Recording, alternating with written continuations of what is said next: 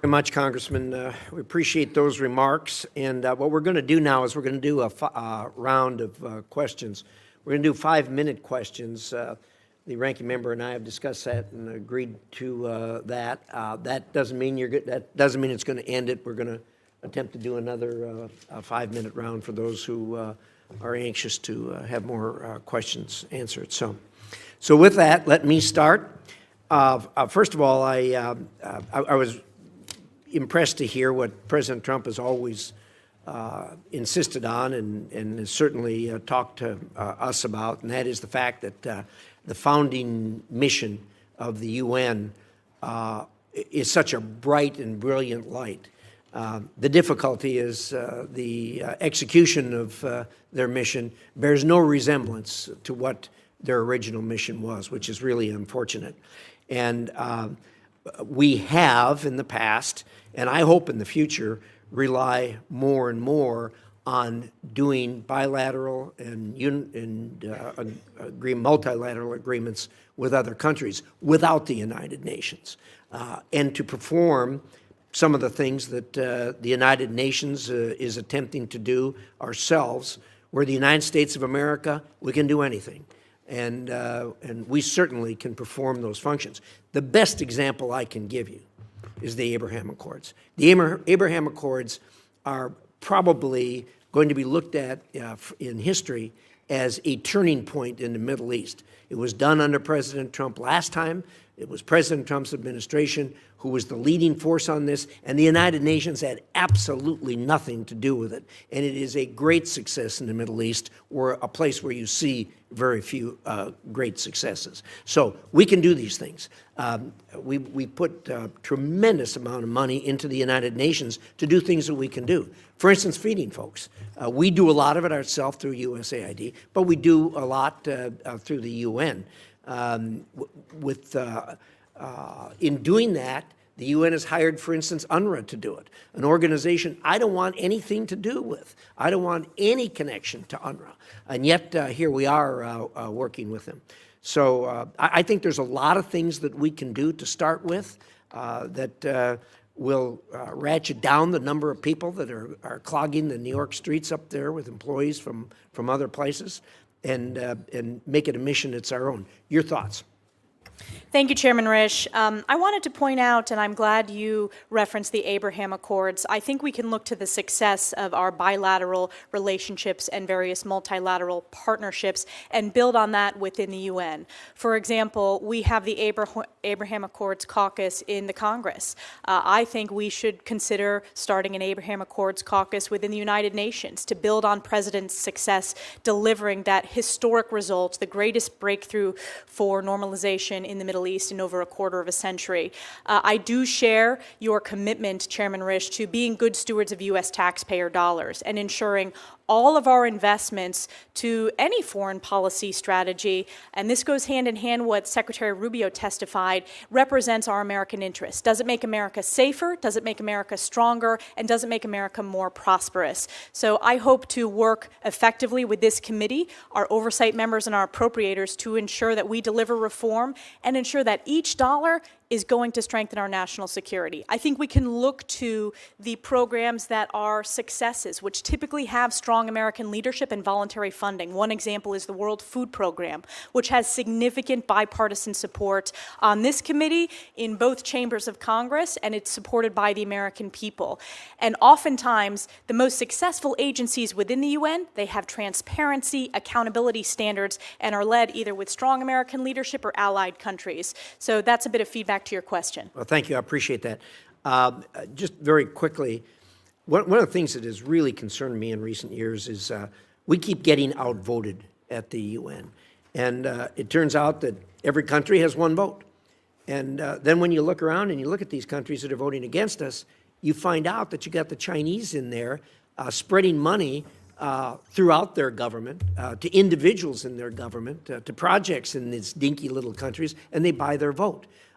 This is a real problem, and it's a kind of thing that gets us to the point where we can't even get a resolution that condemns Russia for their invasion of Ukraine in absolute violation of the foundations of the United Nations. And when the Secretary General comes to see me, I always crank on him and say, look, you guys can't even get a resolution condemning this. What are you doing for us? How are you making this work? And I get a word salad in response. Your thoughts on this problem with the Chinese buying off these smaller countries? It is no question, Chairman Risch, that the CCP has made significant inroads. This is a long-term strategy that they have at the United Nations, and we need to have strong American leadership working with our allies to push back on this. As you pointed out, every country, no matter what its size, gets one vote.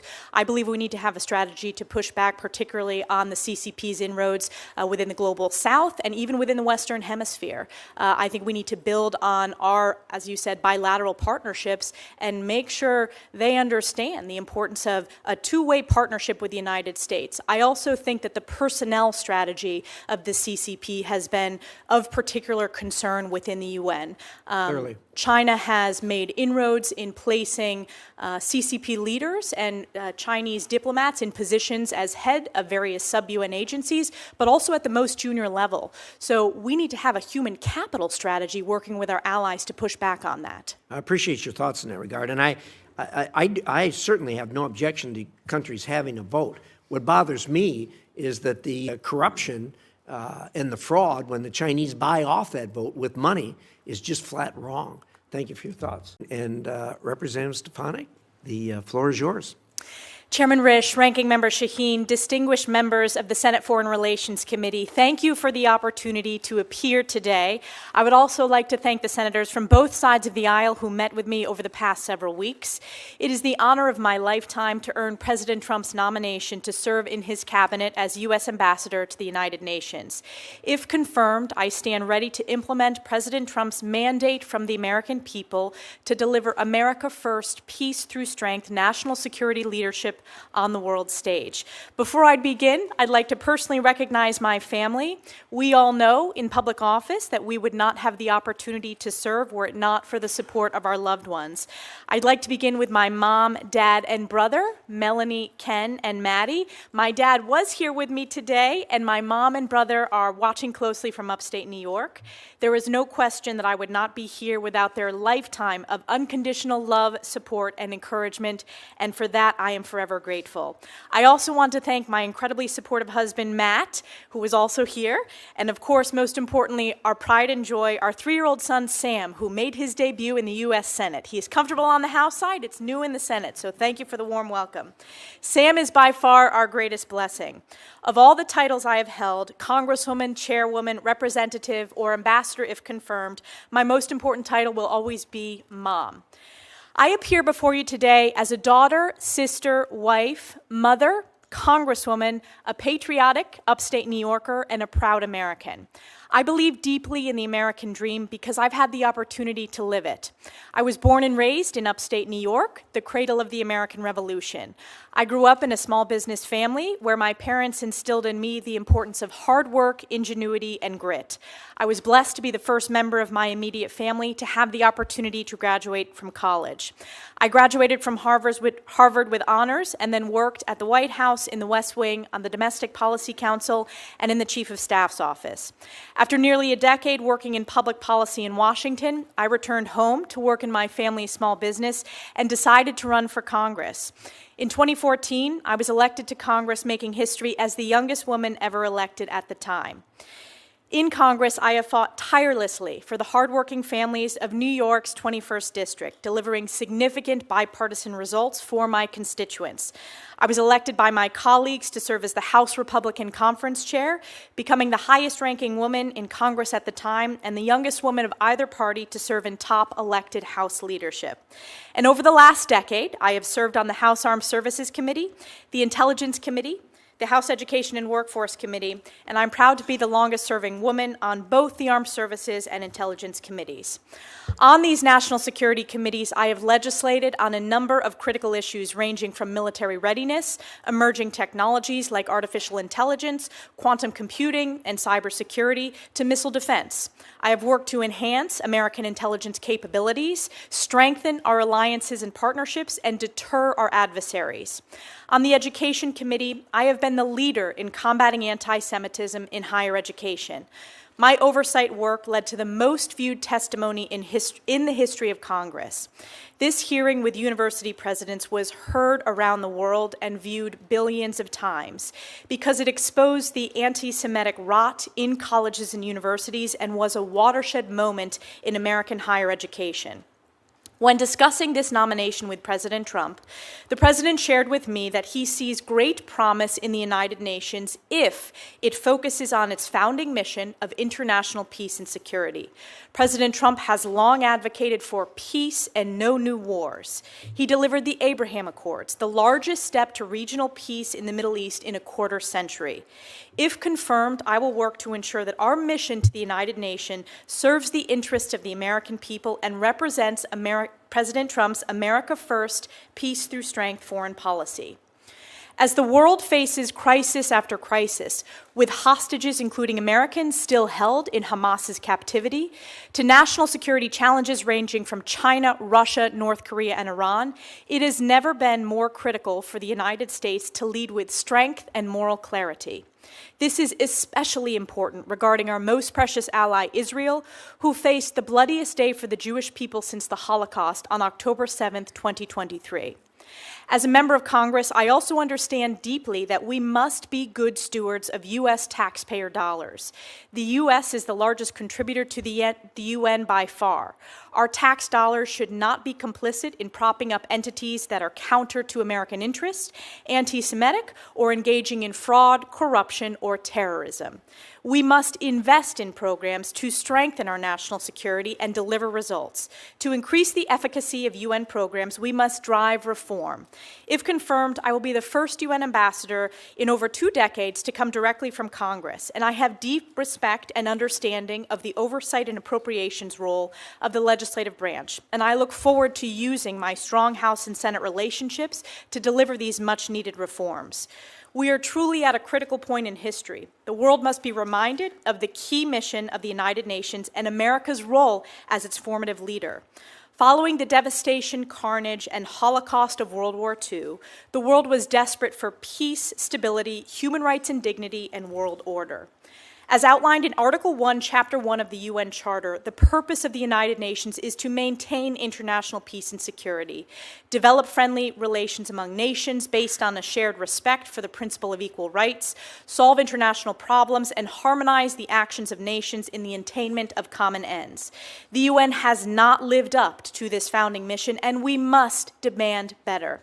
It is imperative to ensure strong American leadership at the United Nations. I share President Trump's vision of a UN reformed by strong America First, Peace Through Strength, and a return to this founding mission of promoting peace and security around the world. In closing, I will forever be grateful to my constituents in New York's 21st District for giving me the opportunity to serve them as their voice at the highest levels of Congress. 10 years ago, upstate and North Country voters took a chance on a young, first-time, unknown candidate who very few believed could win.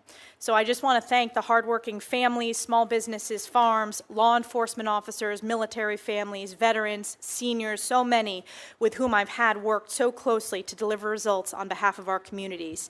Thank you especially to my extraordinarily dedicated staff in both the district and in Washington offices for serving tirelessly for the past decade.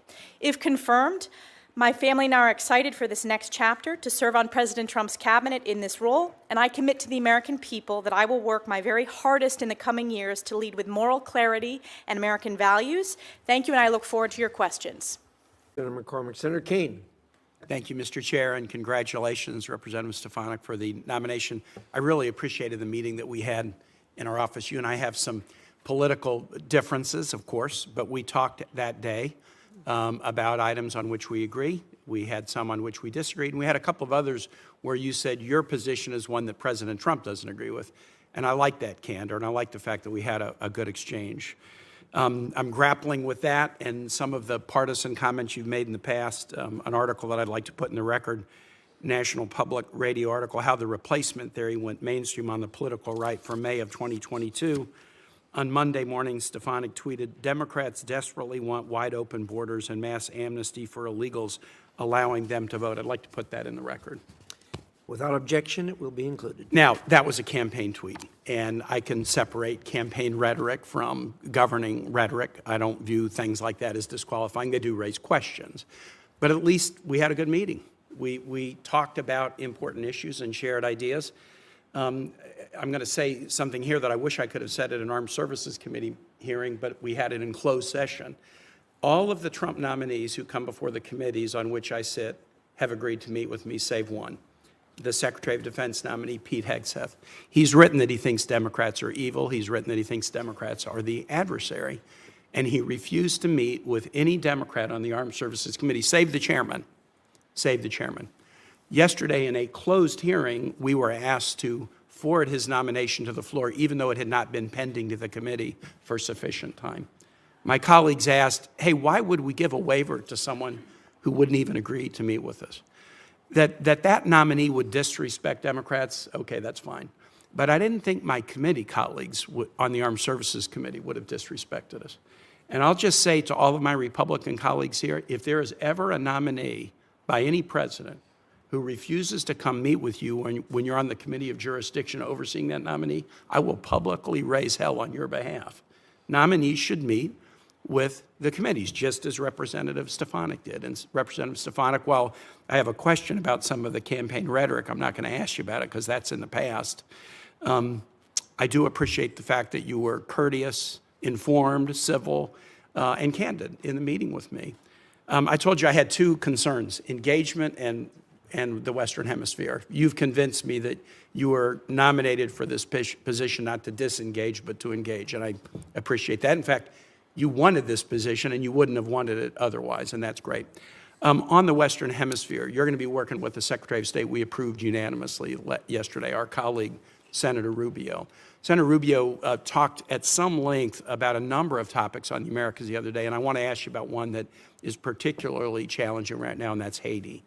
The situation in Haiti is a disaster. You know that. I mean, you've been on these committees overseeing American national security, and you know that issues like Haiti create immigration challenges and all kinds of other challenges that are bad on the humanitarian front and can cause problems for allies like the Dominican Republic and cause problems for us. We now have a security operation in Haiti being led by Kenyans with the assistance of other nations, with the financial support and assistance of the United States. Senator Rubio talked at some length here on last week about how important it was that we stay engaged on that. I'd like to know kind of what your thought would be, should you be confirmed at the UN, for what the U.S. can do to try to help Haitians find a next chapter that is a peaceful one. Yes, thank you, Senator Kaine. Appreciate the opportunity to sit down with you. I know we serve on the National Endowment for Democracy together, and there's been significant bipartisan results delivered through that program funded by Congress. I wanted to just point out, I stand strongly for border security. And that was what the tweet you referenced was related to. And I would point out that in the sector that I represent, the Swanton sector, there was a Border Patrol officer killed in the last 24 hours. Are there any Democratic senators that you think are for open border and mass amnesty for illegal undocumented Well, people? I would point out that Democratic think tanks and rhetorics have talked about... I'm asking about senators. Any Democratic senators you would level that charge against? I think there are Democrat senators who have supported open borders. What I was doing is clarifying when you pointed out a headline from an article. Not a headline, a quote of yours. Which was related to border security, and we just had an overwhelming popular vote for President Trump, where border security was top of the mind. Well, I think it's important to note, I do stand by my rhetoric standing up for strong borders, and the American people overwhelmingly support that. Related to your question related to Haiti. My time is over, so let me just conclude and say this.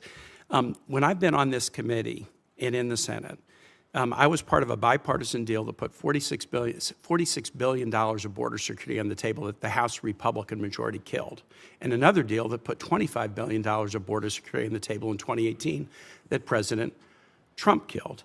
And I was just part of a bipartisan deal in the last year that was significant about bipartisan border security on the border that President Trump killed.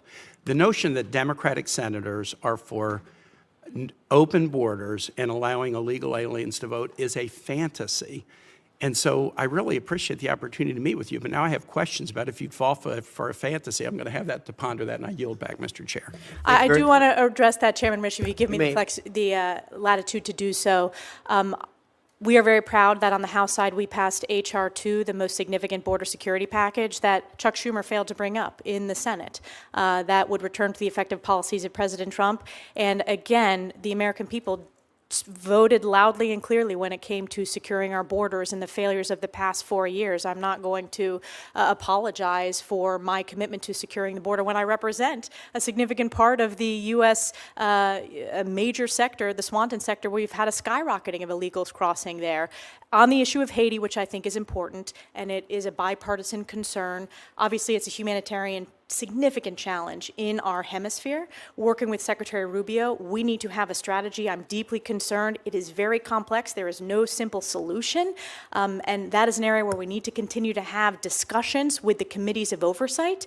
I'm very concerned on the Intelligence Committee briefings I've received about the crisis in Haiti. So I look to work with Secretary Rubio to support his commitment to the Western Hemisphere, specifically the complexities of the humanitarian challenges within Haiti. Senator Cruz, you're up. Thank you, Mr. Chairman. Congresswoman, congratulations on your nomination. You're going to be terrific. I want to go back to a topic you discussed with Senator Cornyn. I want to focus on Iran's push to build a nuclear arsenal, which poses, I think, the most immediate and acute threat to American national security. When the Ayatollah chants death to America, he means it. And I believe he would absolutely detonate a nuclear weapon over an American city if he could. The Trump administration got Iran's nuclear program in a box and kept it there. President Trump withdrew from the catastrophic Obama-Iran nuclear deal in 2018. He imposed maximum pressure in 2019. He invoked the UN snapback mechanism in the UN Security Council Resolution 2231 to reimpose international sanctions in 2020. For that entire time, Iran was deterred from making significant advances on their nuclear program. They did not even enrich uranium above 5% or cascade advanced centrifuges. Starting in November 2020, the Iranian regime gambled that it could start rushing to a nuclear arsenal, and the incoming Biden administration would let them. Unfortunately, that proved correct. In November, the regime approved a new law calling for major nuclear advances.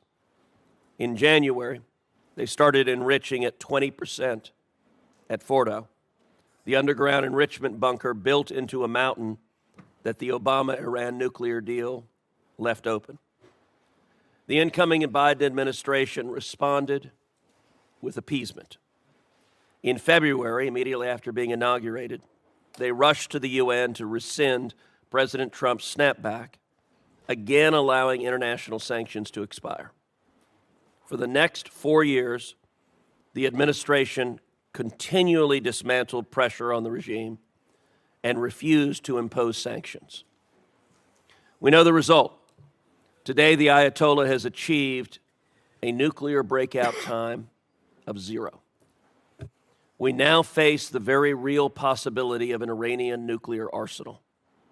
I do not believe that this is a threat the U.S. can tolerate, and I'm confident that both the President and Secretary of State Rubio agree.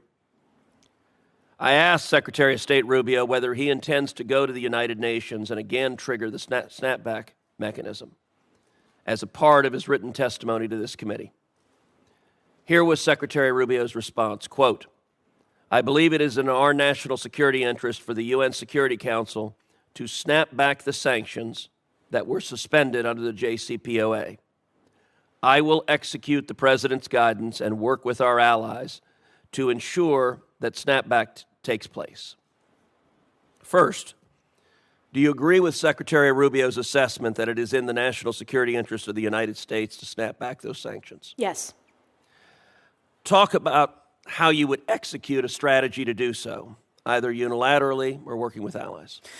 We will have to, that will be a strategy that I develop with the National Security Council in tandem with Secretary Rubio and President Trump to work with our allies within the United Nations, within the Security Council, and there are allies that are already considering this and looking at it, and that has been publicly reported. But obviously, pushing back on Iran is a top priority. It was a success during President Trump's first term, and we've seen the catastrophic results in loss of life during the previous 4 years when you have had an emboldened Iran that has led to directly the October 7th terrorist attack against Israel and Hezbollah firing tens of thousands of rockets against Israeli civilians. Let's move to another topic. You and I talked about the deep rot in the United Nations when it comes to supporting terrorism against America and our allies, especially Israel. As you discussed with Senator McCormick, UNRWA has for decades provided material support for Hamas and other terrorist groups in Gaza. The World Health Organization has also been deeply complicit in the use of hospitals by Hamas for terrorist activities, including for the holding of hostages. The complicity of these organizations deepened after October 7th. The Biden administration embraced UNRWA and the World Health Organization. Congress prohibited the Biden administration from funding UNRWA, but the administration officials circumvented that prohibition by using UNRWA infrastructure. Yesterday, the president rightly and immediately withdrew our participation from them. I think that was a critical first step, but the next step is to enable American citizens to hold these organizations accountable. We currently have a very odd legal environment where these organizations enjoy more sovereign immunity than states, and thus are shielded from accountability. Last Congress, I introduced the Liable Act and was joined by 4 current members of this committee, including, as well as, Secretary of State Rubio. The bill will allow American victims of terrorism and their family to sue international organizations that support terrorism against this. I will soon reintroduce it in this Congress. What is your understanding of the role these organizations have played in facilitating terrorism against Americans, Israelis, and our allies? Well, UNRWA, there were individuals in UNRWA who participated, who executed and committed terrorist acts against Israel on October 7th. Sinwar, the leader of Hamas, carried an UNRWA passport. You had a Hamas data center under UNRWA headquarters. So the rot is deep. Congress made the right decision. I was proud to be one of the leaders when it came to defunding UNRWA. And I am committed to holding them accountable and working with the U.S. Senate and the U.S. House and the President if that legislation passes. Terrific. Thank you. Thank you, Senator Cruz. Senator McCormick. Congresswoman, it's good to see you again. My wife, Dean, and I have known you for, I think, more than 20 years, so I'm thrilled that President nominated you for this important role. Forgive my voice. I think I've been celebrating making America great again a little too much. As we discussed when we met in my office, I'm deeply troubled by the virulent anti-Semitism and anti-Israel bias at the United Nations. And since Hamas's brutal massacre on October 7th, the Jewish community in Pennsylvania and across our country has seen an explosion in hate. As you know, this is not theoretical for me and for Dina. We live in Squirrel Hill in Pittsburgh, where we had the Tree of Life tragedy, and a painful reminder of where that hate can lead. In Congress, you've done an incredible job of pushing back against anti-Semitism in our nation's institutions. You exposed the presidents of the 3 leading universities for their lack of moral clarity. And I was one of the first to call for the firing of the president of UPenn because of the tough questioning that you forced her and other presidents to leave office. I'm confident you can bring that same fire and effectiveness and leadership to the UN. And let me start by asking how you'll fight back against anti-Semitism and bias against Israel within the UN. Hamas terrorists have been operating with impunity from UNRWA facilities, and UNRWA employees even participated in the massacre on October 7th. So beyond funding, how will you work with our allies to end UNRWA's mandate and shift legitimate humanitarian functions to other UN organs or trusted NGOs? Thank you so much, Senator McCormick, and thank you for your leadership combating anti-Semitism. I know it's important to the American people and it's important to Pennsylvanians, and something that I am deeply committed to doing in this role. It's one of the reasons why, in my conversation with President Trump, I was interested in this position, because if you look at the anti-Semitic rot within the United Nations, there are more resolutions targeting Israel than any other country, any other crisis combined. And we have significant national Security Councils, the anti-Semitism, whether it's UN Women failing to condemn Hamas's terrorist attack and terrorist regime against innocent civilian women, using rape and targeting women specifically, taking them hostage. I am overjoyed that those 3 young women hostages were returned home. We need to stay committed to ensuring every hostage is brought home. I've met with many hostage families. This position, we need to be a voice of moral clarity on the UN Security Council and at the United Nations at large, for the world to hear the importance of standing with Israel.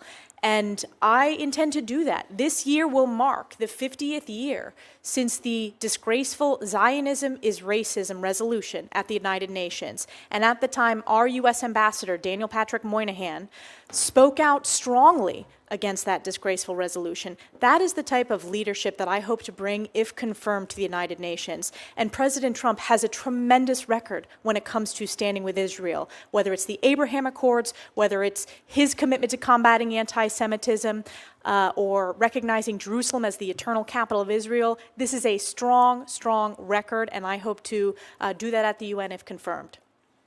Thank you. As was already noted, the Chinese Communist Party has a deliberate strategy to use the UN Human Rights Council and other parts of the UN system to propagate its false narrative on human rights and legitimize its authoritarian agenda. How will you push back on the CCP's attempts to co-opt international institutions like the UN to undermine U.S. interest? Thank you. As you can see, there's quite a theme here with many senators raising this deep concern about CCP's inroads and China's inroads broadly in international organizations. I think it goes back to working with our partners and allies, making sure that we are strengthening those relationships, that we are ensuring that we have a strategy to ensure that the CCP is not able to make inroads at the most senior levels of these technical organizations and of agencies across the UN writ large. This was another of my top priorities that I expressed in each and every meeting with all of the senators from both sides of the aisle. Thank you, and I'll try to squeeze in one last question. I was so glad that President Trump withdrew from the UN climate accords last night. How will you advocate for American energy dominance and an all-of-the-above approach to energy security at the UN?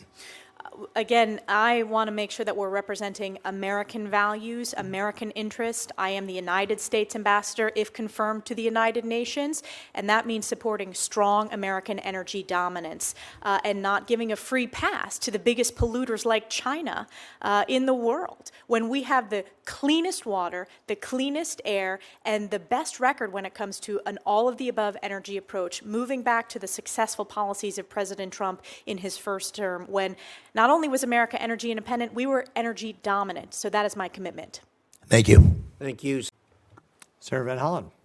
Thank you, Mr. Chairman. Representative Stefanik, it was good to meet with you the other day. We discussed many of the important issues you will face at the United Nations.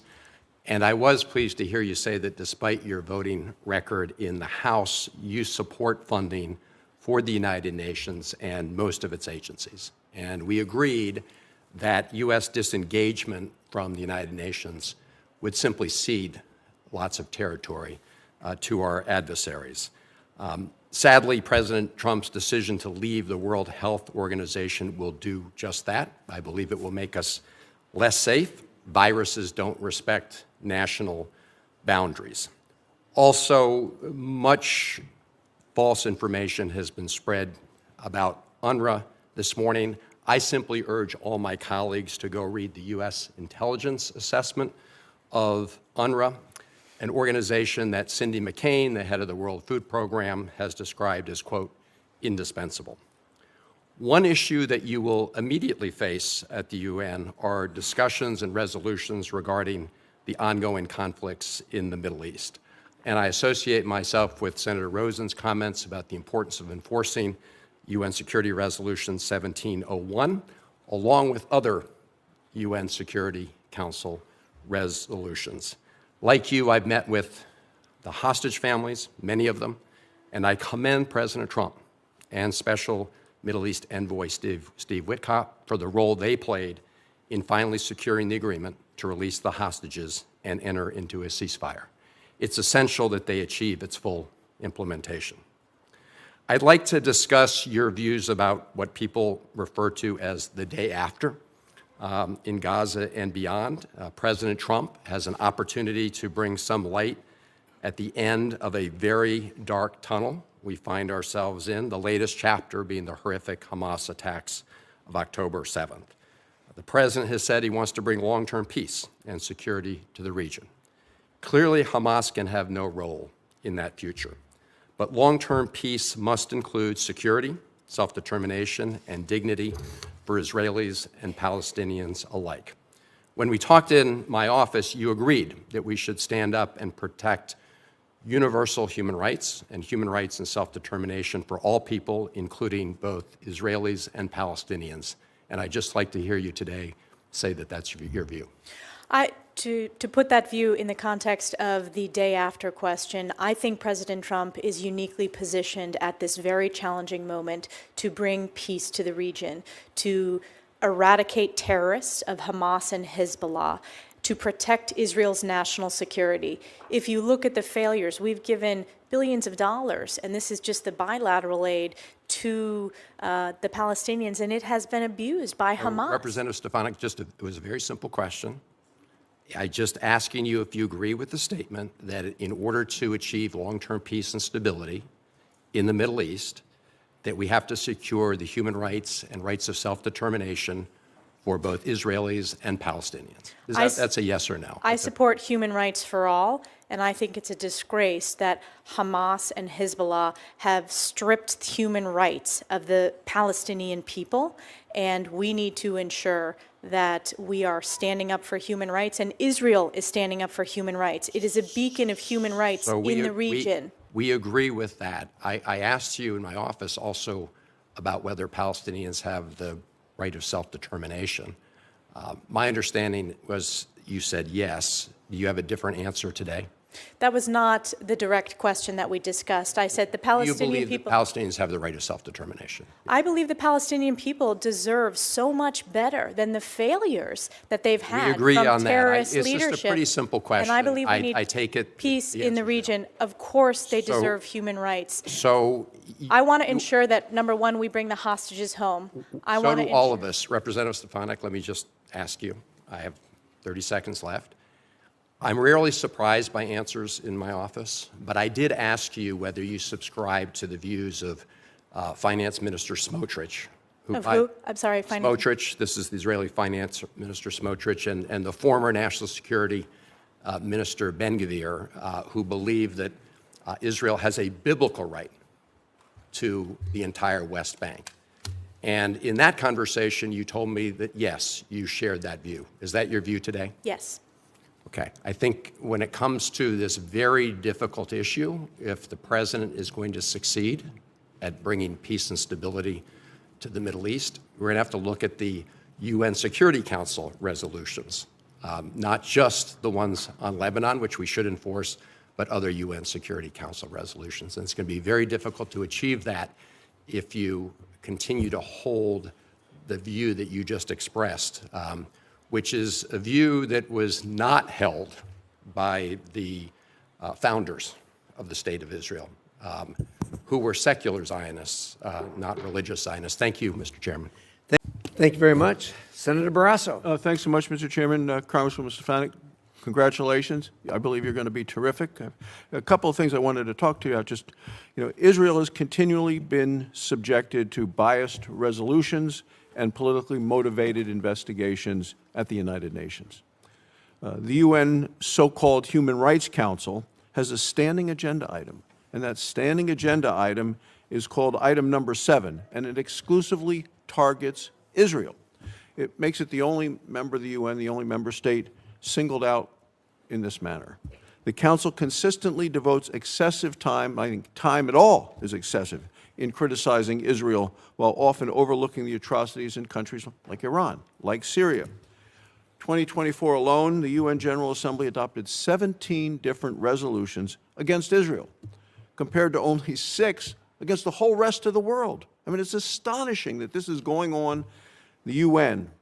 So what are your views on item 7, and what steps would you think to do in terms of removal of this from the permanent agenda?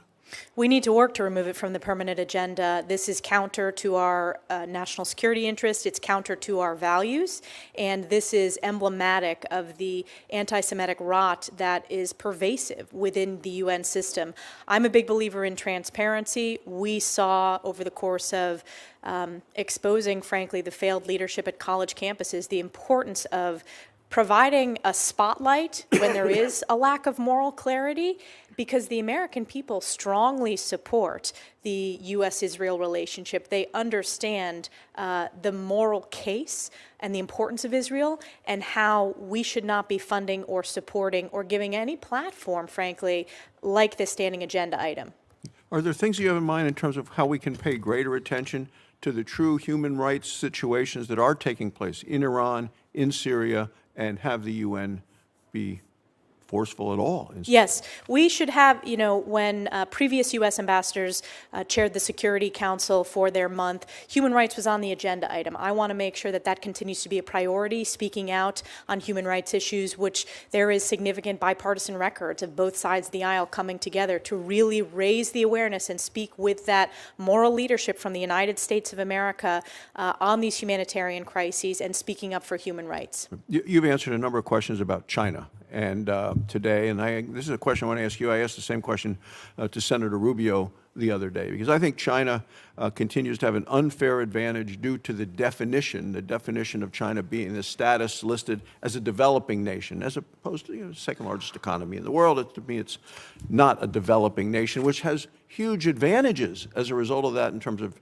funding and ability to borrow money and others in the world stage. So do you believe that China is a, quote, developing nation, and what's your plan to ensure that China is no longer able to exploit what I believe is an inaccurate label currently at the UN? No, and they have exploited not only that inaccurate label, but they are the greatest perpetrators of intellectual property theft.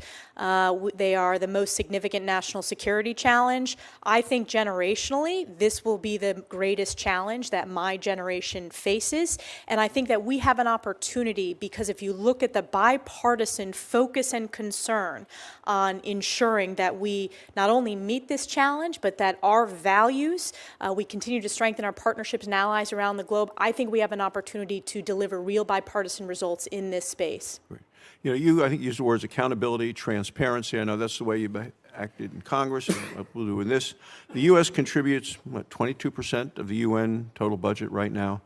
How are you going to ensure that that financial burden at the UN are actually shared more equitably in accordance with current economic realities?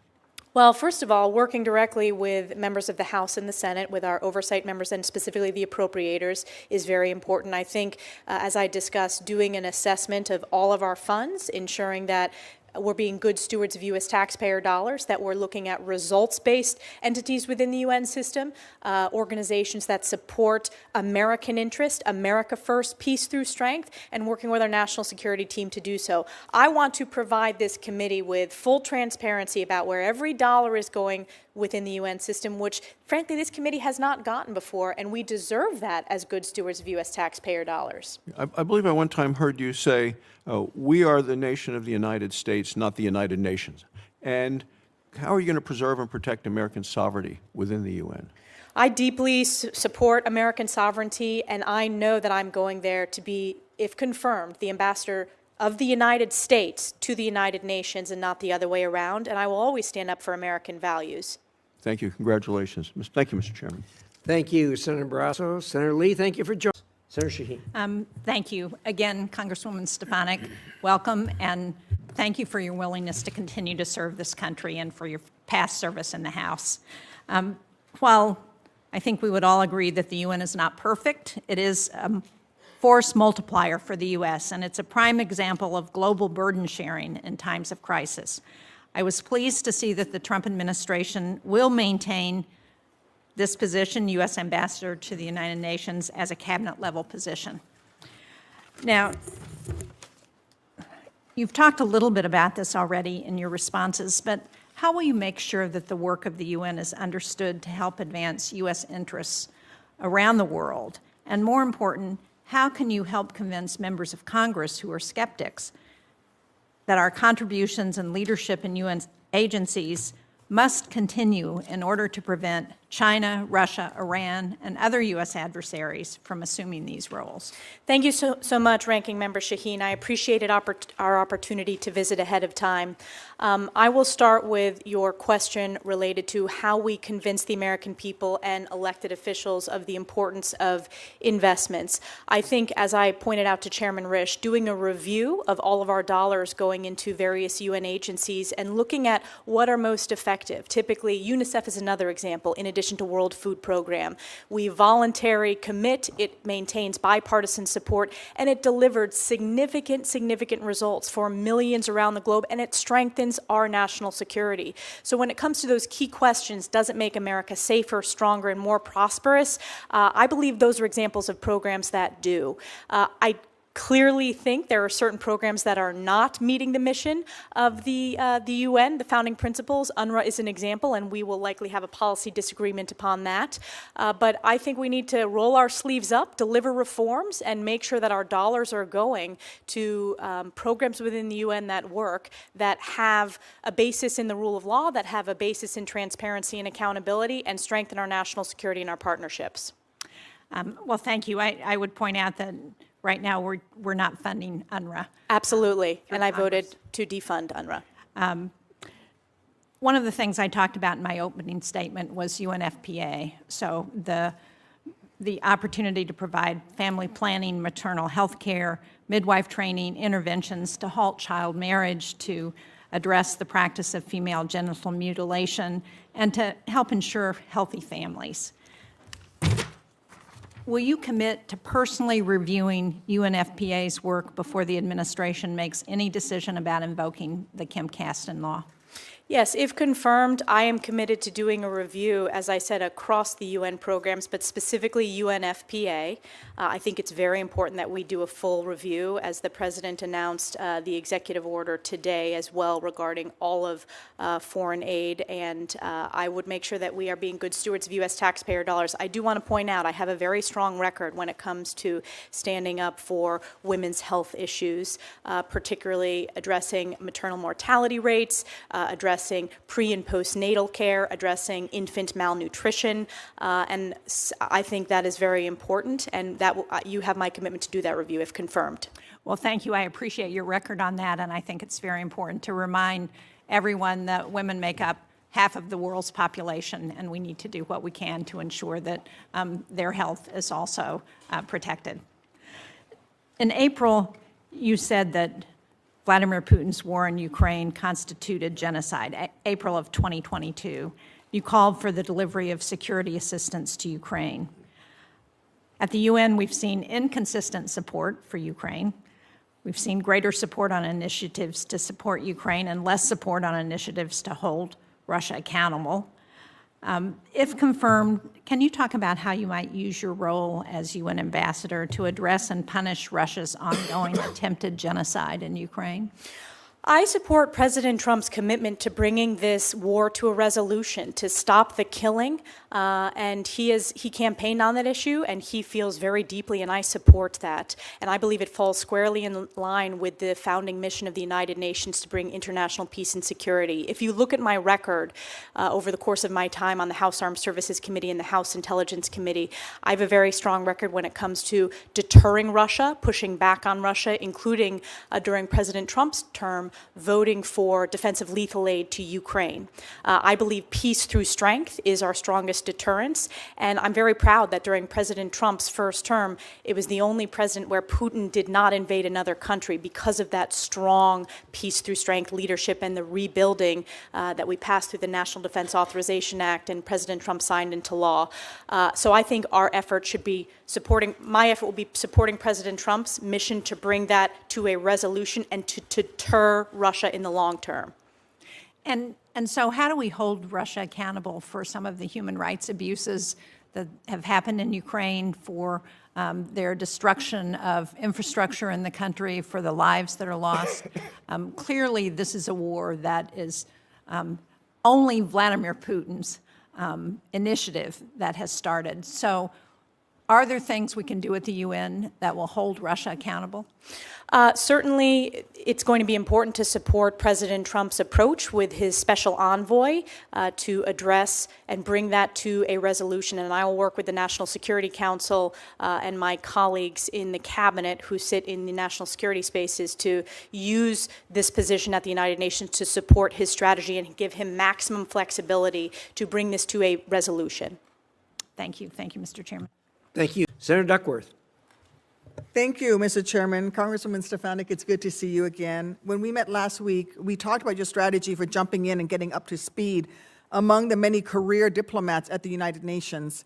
What can you say here today about how you will tackle that problem set of facing people who've been there for a long time and who may have long-established relationships and experience at the UN headquarters? I think it's very important to build on their significant experience. Right now, there's the transition happening. If confirmed, I hope to dig in and gain their expertise, particularly the regional expertise that many of the officials within the State Department serving at the US-UN mission. It's very important, particularly in the technical aspects and some of the technical organizations and some of the regional challenges within the UN system. Typically, the deputy permanent rep is a career, although presidentially appointed, and I will support the president's nominee, but our hope is that that will bring career expertise from within the State Department and an understanding of the UN system.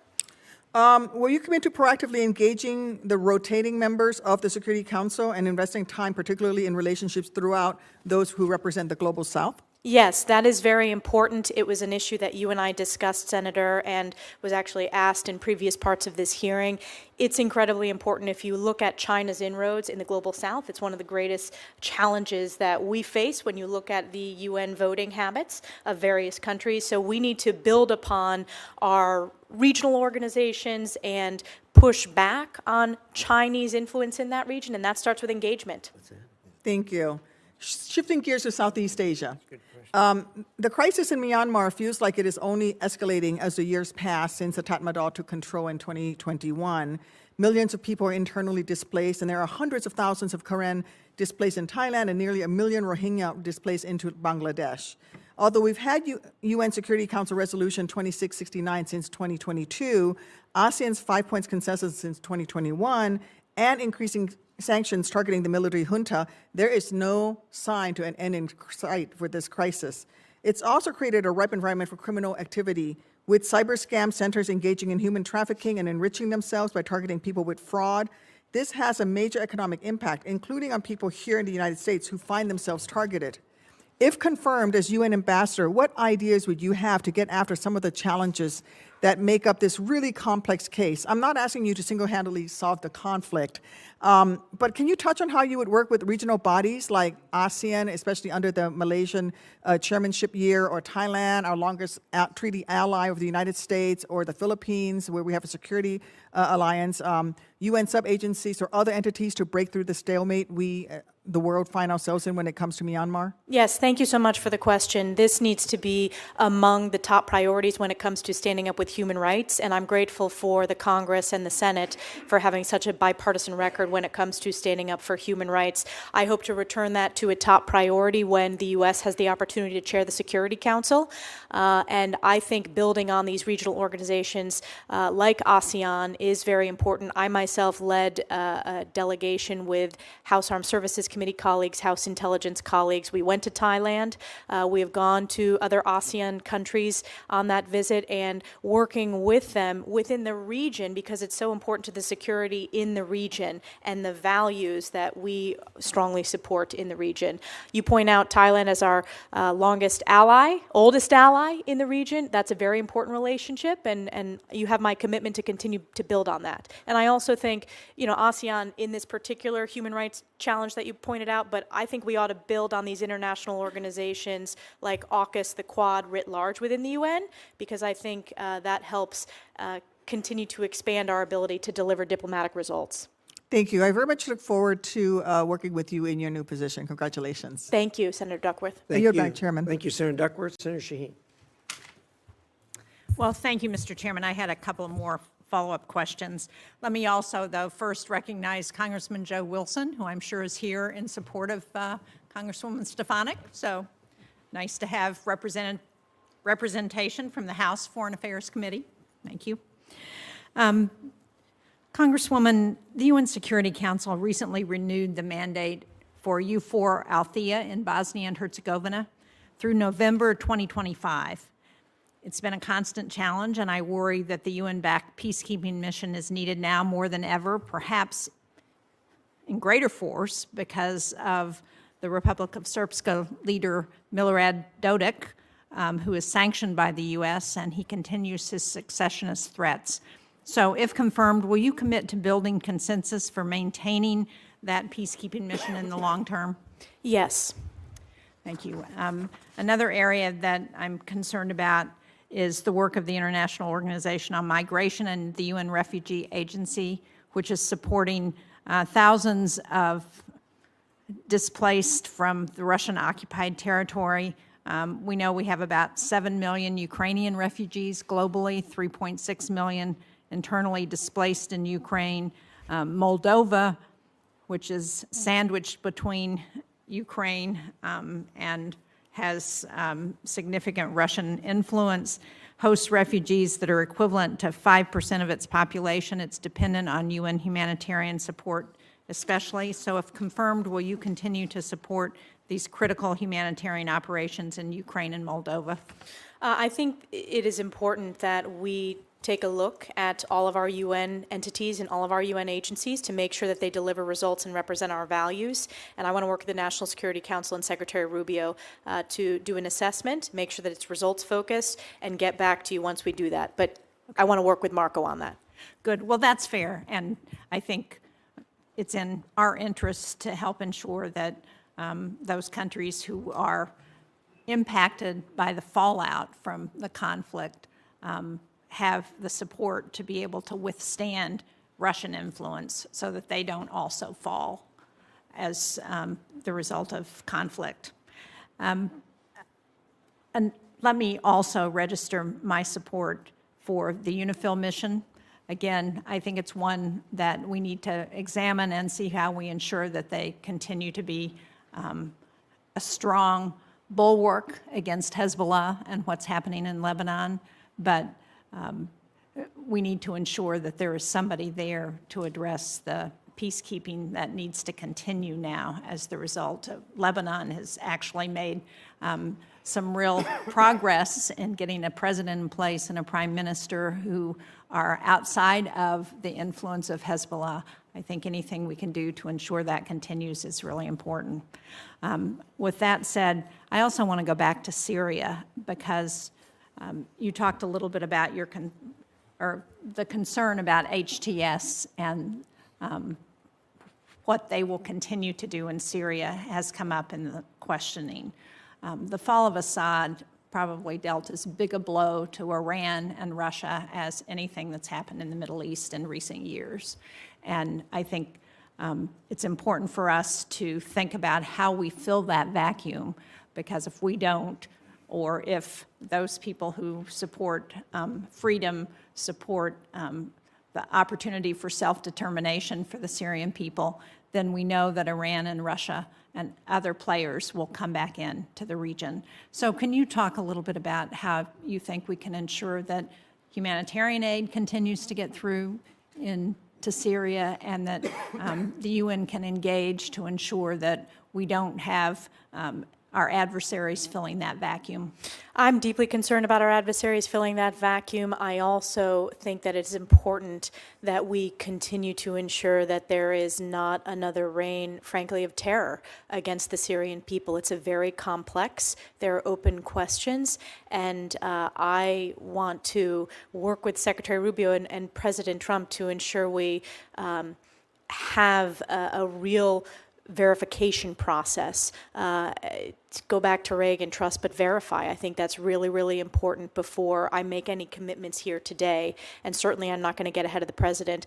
There is no question that Assad's fall is a major blow to Iran, and it is an opportunity in the region for a people that have been human rights abuse, have been slaughtered by the Assad regime, the use of chemical weapons, and that's over the course while I've been in Congress as we've pushed back, and I credit President Trump for his effective military response to when Assad used chemical weapons. So I think I will commit to this committee that I'm going to work with the National Security Council, but will support the president's approach in a very unique and this moment in time where there's real opportunity, but we want to make sure that there's not terror. I appreciate that, and I look forward to working with you. And again, I think time is of the essence here, and we don't have a lot of time to look at what the options are before our adversaries move in. Thank you. Thank you. Good point, Senator Sheen. Senator Ricketts. Thank you, Mr. Chairman. Congresswoman Stefanik, welcome to the committee, and thank you very much for stopping by my office so we could have a chance to talk before this committee. And I really appreciate your service to our country and look forward to the strong credentials you bring to the table to be our UN ambassador. Winston Churchill said that the UN was set up not to get us to heaven, but only to save us from hell. And we've talked about the corruption that's going on there, the mismanagement, the rot, and so forth. And you've mentioned already this concept that we have to have reform there. That's going to be very important. And we've also talked about how much American taxpayers put into the UN, $18 billion a year. And to put that in perspective, in 2022, that was more than 185 other member nations combined. Chairman Risch mentioned what the percentages of 22% of their overall budget most recently and so forth. So we invest a lot there. We've talked about these reforms. Do you believe that we can leverage the money that we're putting into the UN to drive the reform? So, for example, can we say to the UN, hey, we're going to put money into these programs if, for example, they establish some of the transparency you were talking about. And if you don't do that, we're pulling our money out. Is that one of the ways that we can drive reforms? Absolutely, and I believe we have to. We owe that to American taxpayers to ensure that all of our dollars and investment represent our values and answer the key questions of, does it make America safer, stronger, and more prosperous? So that is really important to me as an elected official currently, representing. I understand we have to be good stewards of U.S. taxpayer dollars. So I think that is a key tool for us to demand greater reforms and transparency. Great. One of the other things that we've also talked about as well is how Communist China has used the UN to push its interests, and the chairman laid out some of the problems with what Communist China is doing. What can we do to be able to get more U.S. leadership into these different committees to kind of combat that? We need to have a strategy, and this came up in virtually every conversation with senators from both sides of the aisle, and it needs to be a long-term strategy working closely with our allies and our partners, both at the most junior levels and at the more senior levels within the UN. We need to make sure that we're running candidates, either American or allied nations, in the elections process for key leadership posts within the UN system. We need to pay particular attention, I believe, to the technical organizations, whether it's telecommunications, whether it's civil aviation.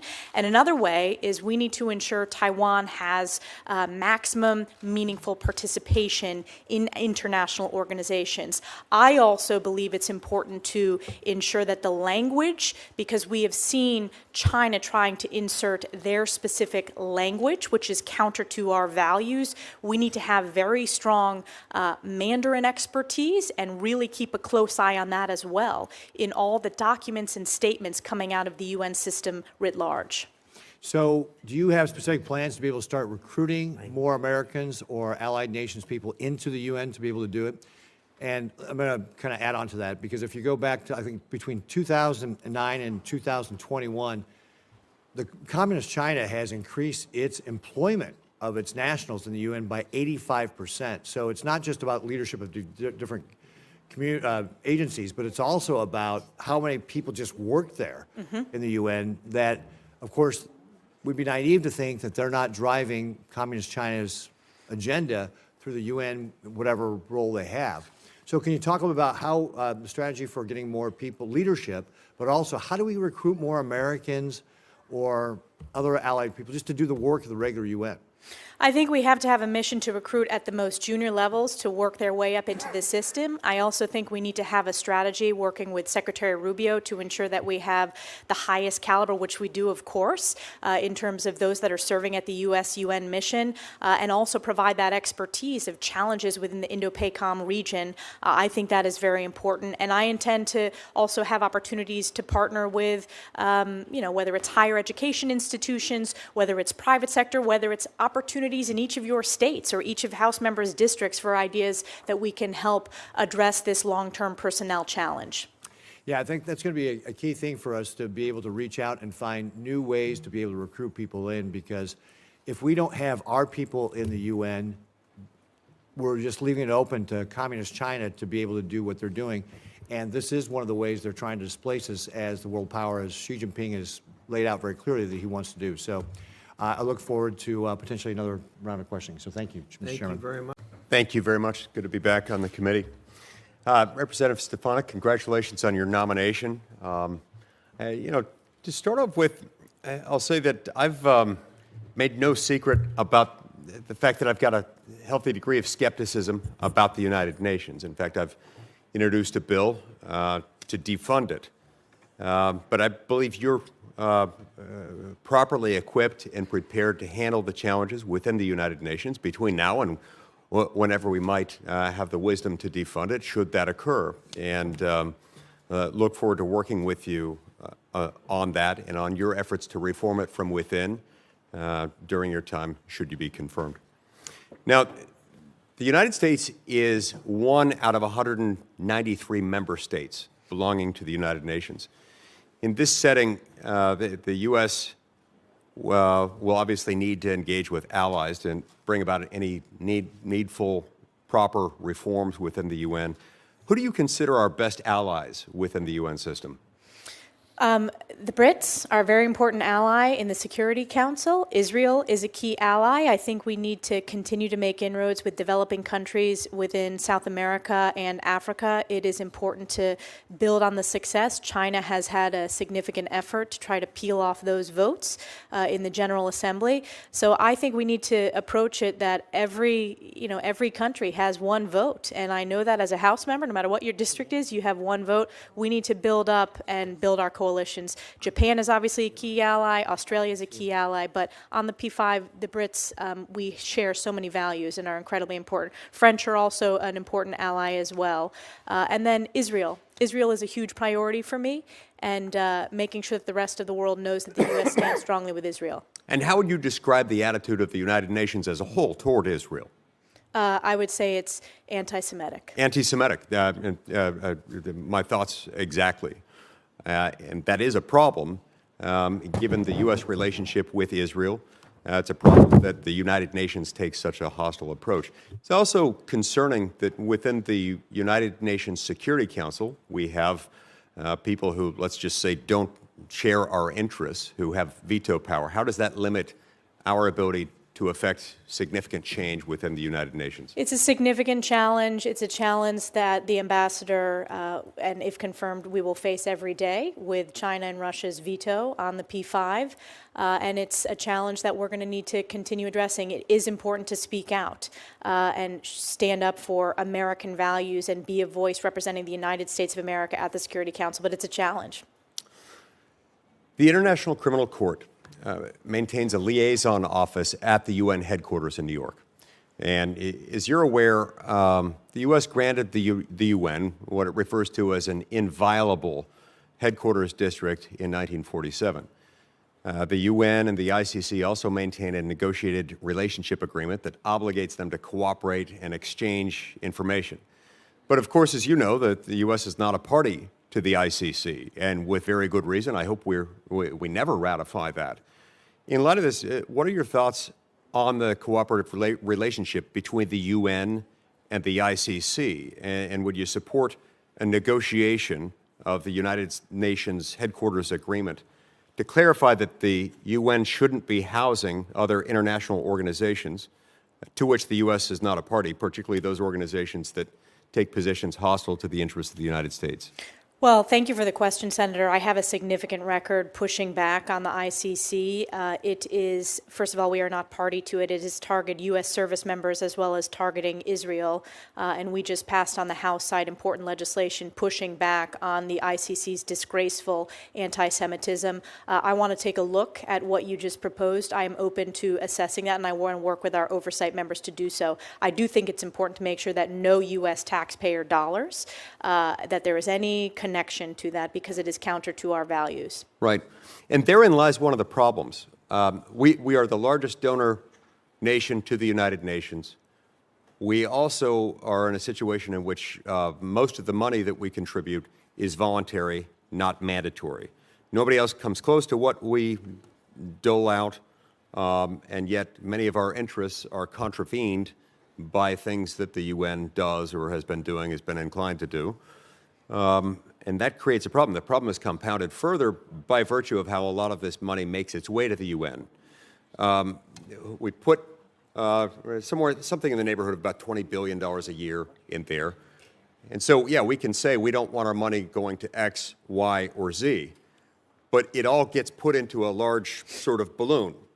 And what we might take out here, they might use somewhere else, and so we're still funding a lot of things that are hostile to our interests. So would you support tailored funding cuts? And if so, how would you bring about those cuts to make sure that it doesn't just come out in the wash somewhere else? Yes, I would support tailored cuts. I want to work with our appropriators specifically on how we can be most effective and judicious in making those cuts. But it goes back to one of my main goals, if confirmed to this position, is being good stewards of U.S. taxpayer dollars and representing American values. Great. Thank you very much. I see my time's expired. Thank you, Chairman. Senator Rosen. Well, thank you, Senator Ricketts, for filling in for Chairman Risch, and Ranking Member Shaheen for holding this hearing today. And thank you, Congresswoman Stefanik, for your decade of service in the House, for volunteering to serve our country in this new role. I enjoyed working with you when we were on the House Space Science and Technology Committee. I want to congratulate you again on your nomination. And I do really appreciate your comments today about how you'll tackle anti-Israel bias at the UN, which, of course, I'm also extremely concerned about.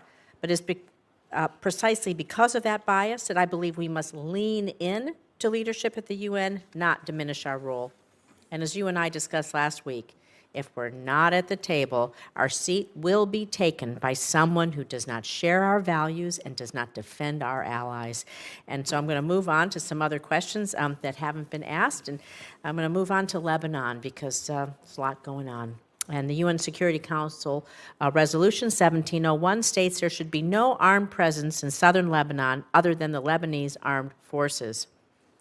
UNIFIL is charged with monitoring and enforcing this resolution. But instead of disarming, Hezbollah has expanded its military presence, stockpiled weapons, constructed tunnels, often outmatching UNIFIL peacekeepers who are not mandated for broad offensive actions, especially against a terrorist group like Hezbollah. Even in the wake of Israel's successful degrading of Hezbollah forces and the LAF moving into southern Lebanon, it is clear that something has to change. UNIFIL must support the effort if more of these achievements are to be sustained. So, Congresswoman Stefanik, how can the U.S. ensure that UN Security Council Resolution 1701 is fully enforced, and how will you work within the UN system to ensure that UNIFIL can play a significant support role in maintaining security in Lebanon? Thank you, Senator Rosen. It's a very important question. I'm glad you raised it. UNIFIL has not met its mission. It has failed as we've seen the digging of the tunnels, as we've seen tens of thousands of rockets from Hezbollah into Israel.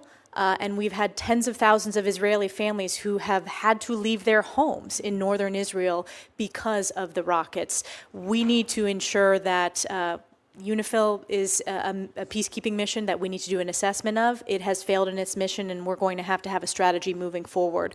I do think this is an opportunity with the effective operations of Israel against Hezbollah and Hamas leadership to continue to build on that success, to not have these regime of terror continue to grow in those regions. Well, thank you. I look forward to working with you on that. And staying in the region, I want to focus on Syria for a moment because the UN Security Council also has an opportunity to play a critical role in supporting Syria's political transition following the fall of Assad's brutal regime. The U.S. had previously supported UN Security Council Resolution 2254, which provided a roadmap for an inclusive, non-sectarian Syrian government. But this resolution was passed nearly a decade ago, and a lot has changed in the last 10 years. So what do you think the role of Security Council Resolution 2254 should play in Syria's future? And if it is outdated, I know you'll take a look and review it. Do you have an opinion about what might need to change or how we respond to recent developments? I think it's a starting point that we need to look at. Obviously, this is a significant change within the region, within the Middle East, with the Assad regime, which I condemned consistently during my time in Congress. The brutality, the human rights, the chemical weapons used against the Syrian people. We need to be cautious and judicious with the new leadership in Syria. We cannot allow it to be a den of terror against its own people. So I would view that as a starting point as we discuss this on the National Security Council and as the President makes his decisions for the best approach when it comes to our approach to Syria. And being sure that we deliver that humanitarian aid that we need. I want to finish my last few seconds talking about UNESCO and artificial intelligence. So the field of artificial intelligence rapidly evolving, again, critical. We have a seat at the table to develop shared AI standards, guardrails, best practices. UNESCO has become an important forum for global conversations around the ethical development and use of AI and produced the first ever global standards on AI ethics in November of 2021. We know China's made a concerted effort to increase its engagement with standard-setting bodies, including UNESCO. And do you agree that Chinese influence in international AI standards pose a national security risk for the United States? And how would you go about working on artificial intelligence standards? Yes, I'm deeply concerned about China's standards within the AI framework. I think we need to win the AI race. This is an issue that I've worked extensively on a bipartisan basis on the House Armed Services Committee. I helped stand up the Joint AI Center within DoD. We need to work with the private sector as well to unleash our AI capabilities to be the world leader and work with partners. I think this is a real opportunity to work with partners and allies around the world to make sure that our standards, based upon the ethical use of AI, that is the approach. When it comes to UNESCO, this will be a decision at the presidential level, but certainly I understand the importance of U.S. leadership when it comes to AI and global standard setting.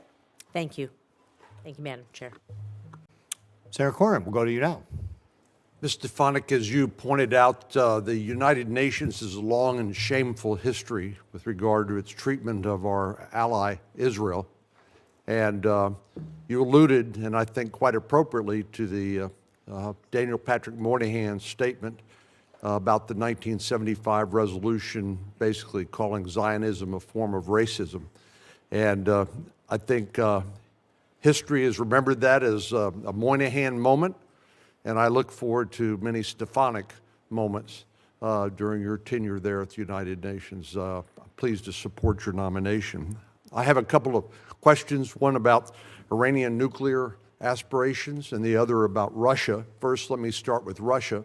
We know that Mr. Putin does not honor any obligations of the Russian Federation dating back to 1994 with the Budapest Memorandum, where he said they would protect Ukrainian sovereignty in exchange for relinquishing their nuclear weapons.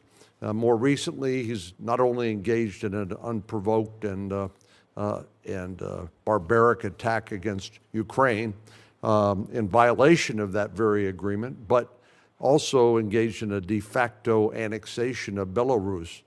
What do you think our policy should be in dealing with Mr. Putin? My view is that he is not going to stop as long as he feels like he has an opportunity to reestablish the the Russian Empire, something he has said he aspires to do. What do you think our national policy with regard to Mr. Putin should be and his territorial aspirations? Sure. So I can point to my record. I have been very strong in support of our deterrence efforts through the National Defense Authorization Act that we've passed on a bipartisan basis. I would point to President Trump's success in his first term. As I pointed out, he is the only modern president where Putin did not invade another country, and that's because of the strong leadership that President Trump brings every day. We did not see that with our previous president, in President Joe Biden, and I think the catastrophic withdrawal led to this cascading of weakness around the globe. And of course, one of the after effects was Russia's decision to invade Ukraine. I think the president needs to have maximum flexibility to bring this resolution to an end, a peaceful resolution, stopping the killing, stopping the bloodshed. He campaigned on this issue, and certainly Secretary Rubio testified extensively on this issue as well. So I want to support his commitment to do so through his special envoy and his decisions as president. It seems like the Biden administration has tried to use diplomacy without the credible threat, at least, of the use of force. Do you think diplomacy works without deterrence? I think you need to have deterrence. I think deterrence is key. You're talking to a member who's been on the House Armed Services Committee, who's served on the House Intelligence Committee. I think deterrence is our strongest way to ensure that we have peace. I've been proud to help rebuild our U.S. military in the first term of President Trump when he signed the National Defense Authorization Act in my district at Fort Drum. So I'm a deep believer in deterrence. Diplomacy is very important as well. And that's one of the reasons why I think it's important that this position serve at the cabinet level. And I'm honored that the president nominated me to be in his cabinet in this position. As you know, because you have a record dealing with the UN Security Council Resolution 2231, adopted as part of that deal, the Iranian nuclear deal in 2015, was snapback sanctions if Iran violated the agreement, which it has clearly done time and time again. President Trump sought to initiate those snapback sanctions in August of 2020, but it was not successful at the time. In 2023, you signed a bipartisan letter, as you'll recall, to the British, French, and German leaders, urging them to immediately initiate the snapback mechanism. How important do you think it is that that snapback occur, and what threat is there to the region and to world peace of Iran acquiring a nuclear weapon? Oh, it's the most significant threat to world peace and specifically to the region.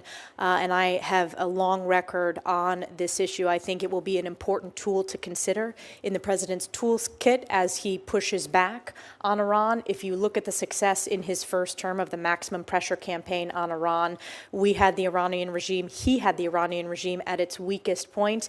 And what we have seen with the hundreds of billions of dollars sent to Iran during the last president is you have an emboldened Hamas, who committed the bloodiest day for the Jewish people since the Holocaust on October 7th.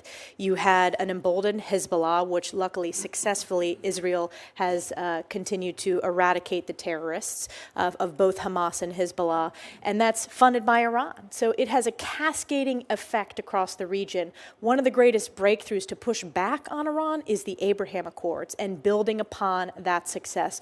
Also using our energy policy, and President Trump was a visionary in this space, understanding that energy policy is national security around the world. Thank you. Chairman, thank you.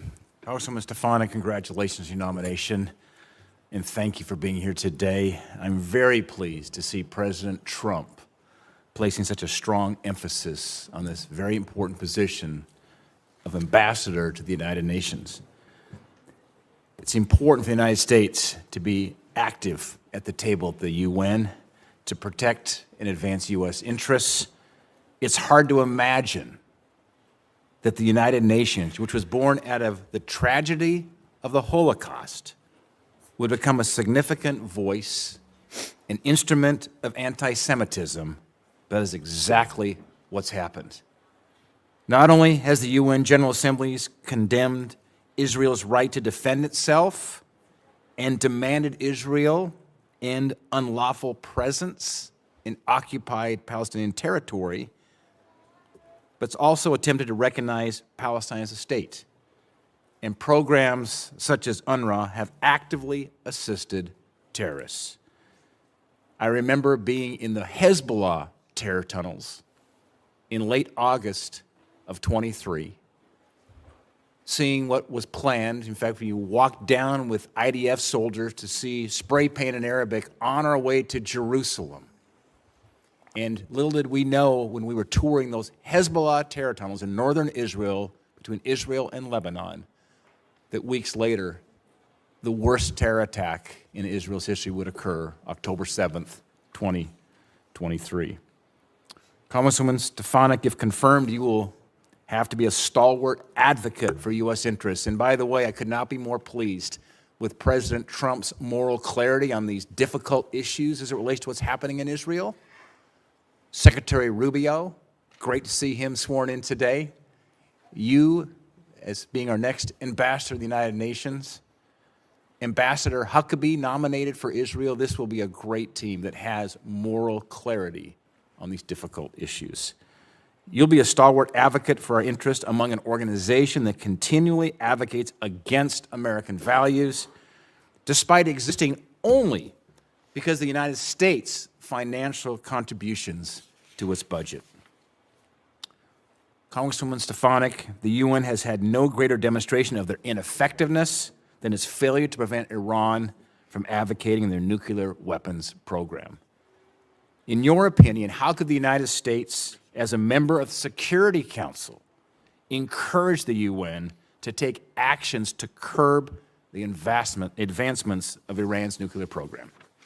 I think this is related to the question by Senator Cornyn, consideration of snapback sanctions, continuing to be a strong voice, pushing back against Iran, supporting the president's maximum pressure campaign, which was so successful in the first term, that we will see a continuation of in this term. And I think that is also the critical step to take to stop the axis of terror in the region, as Iran is the #1 funder of Hamas and Hezbollah and the Houthis, which is destabilizing the region.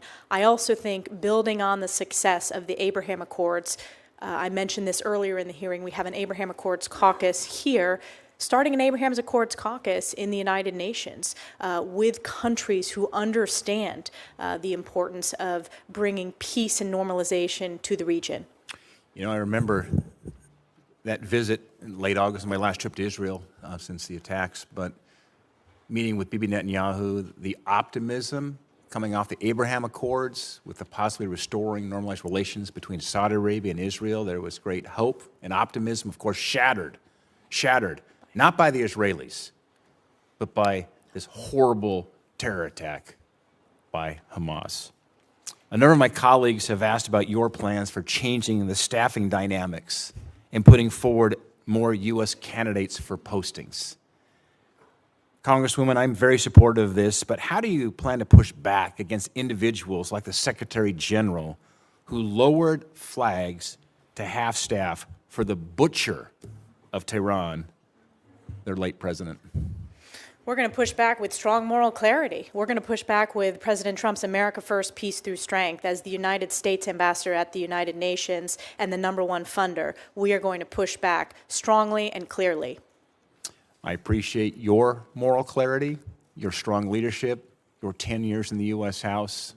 Pleased to serve with you on the Hill, and you will be a great ambassador to the United Nations. Thank you.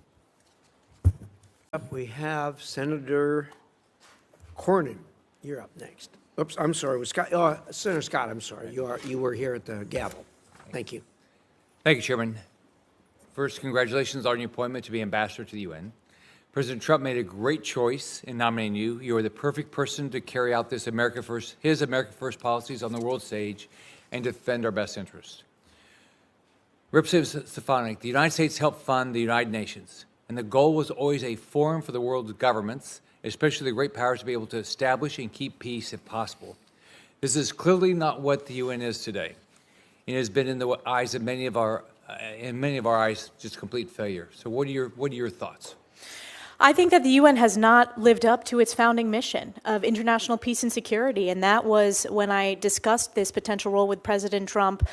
He said there is great potential if it returns to that founding mission. If you look at the anti-Semitism and the amount of resolutions targeting Israel, that is not meeting the mission of international peace and security. So I also think being good stewards of U.S. taxpayer dollars, looking at the organizations within the UN system that work, that function, that are results-based, that are transparent, accountable, and the American people support them, that they support our national security strategy, versus their parts within the UN that I'm deeply concerned about that I think are very in need of reform. Thank you. Now on to Israel. The UN has a long history of disproportionately targeting Israel with resolutions, inquiries, and sanctions. Specifically, Agenda Item 7, which mandates the discussion of alleged Israeli human rights abuses at every session. This agenda item is unique to Israel and is not applied to any other nation like China, Russia, Iran, North Korea, Cuba, or Venezuela, who all have documented severe human rights abuses. Given that U.S. funding indirectly supports investigations and resolutions that single out Israel, what is your plan to increase transparency and accountability in the allocation of UN resources and American taxpayer dollars? I think this is a key question that I want to work with this committee. The chairman has spoken extensively in various hearings about the importance to know where every dollar goes within the UN system, and that is my commitment to do so, to deliver that transparency and accountability as part of this process, assessing all of our UN programs, our funding, to see if they're effective and if they are supportive of American values. And then if they're not, then we need to have serious conversations with our appropriators. Thank you. Many UN member states with barbaric human rights records are quick to criticize Israel while avoiding scrutiny for their own bad behavior. How do you plan to hold them accountable? I think holding them accountable with our voice is very important. Speaking out, that was one of the lessons in the committee hearing with higher education, with the colleges and universities. When you speak out with moral clarity, the world and the American people listen. We need to ensure we have that moral clarity with our U.S. ambassador to the United Nations every single day. In recent years, there have been calls to withdraw or reduce U.S. funding to UN agencies that are clearly anti-U.S., anti-West, and support the hostile states that use the UN for themselves and against us. What actions are available to you to make clear that the United States will no longer accept being treated this way at an international organization we largely fund?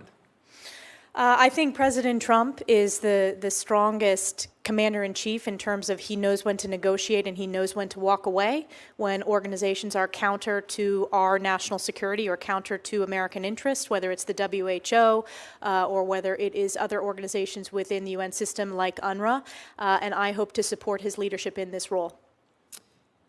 So I look forward to your tenure at the UN. I assume you'll be there Trump's entire term. At the end, what would you consider to be your success? What would you hope to say you accomplished in your 4 years? I would hope to accomplish support of President Trump's America First, Peace Through Strength. I would also hope to accomplish significant reforms to demand results and efficacy of every dollar that goes to the UN. For decades, this committee on a bipartisan basis has talked about the importance of reform. We need to get that done. I think it fits squarely with this Department of Government Efficiency and one of the major issues that the president campaigned upon. And I also want to make sure that every U.S. taxpayer dollar goes to support making America stronger, safer, and more prosperous, working directly with the Secretary of State to do so. And President Trump campaigned on peace and no new wars. He is the president of peace and no new wars. I also think we have a unique opportunity, for example, to build on the success of the Abraham Accords in this second term, and I hope to support that in this role. Thank you. You're going to do a great job. Thank you, Chairman. Senator Curtis. Thank you, Mr. Chairman, Ms. Ranking Member. It's great to be here. Representative Stefanik, I enjoy calling you that, at least for now. I feel like I have a little bit of advantage over so many, having served with you in the House, and bring nothing but good comments about your service there and favorable impressions of your work there. Also enjoyed serving with you on the first China Task Force, and appreciate your work in protecting Taiwan and protecting Israel. And to talk just a little bit about Taiwan first and China first, UN Resolution 2758 shifted a recognition of China at the UN from Republic of China to the People's Republic of China, but didn't really address Taiwan and their status and their sovereignty. China has been since working to reinterpret the resolution to reassert sovereignty over Taiwan, and particularly in international organizations. One example of this that kind of jumps out is International Civil Aviation Organization. They've implied Taiwan as part of China in a press release, and this was most noticeably evident during a viral World Health Organization interview at the height of COVID-19. When a Hong Kong journalist asked about Taiwan's pandemic response, the official avoided the question about Taiwan, stating, "We've already talked about China," and all parts of China, implying Taiwan was part of China. I think the American taxpayers, I think you and I would agree on this, should not be subsidizing the salaries of people who undermine Americans' allies. So can we talk specifically about how we counter China's influence in the UN, specifically ensuring that Taiwan gets fair treatment as it comes to China? And there's a lot of organizations, world organizations, that Taiwan can belong to.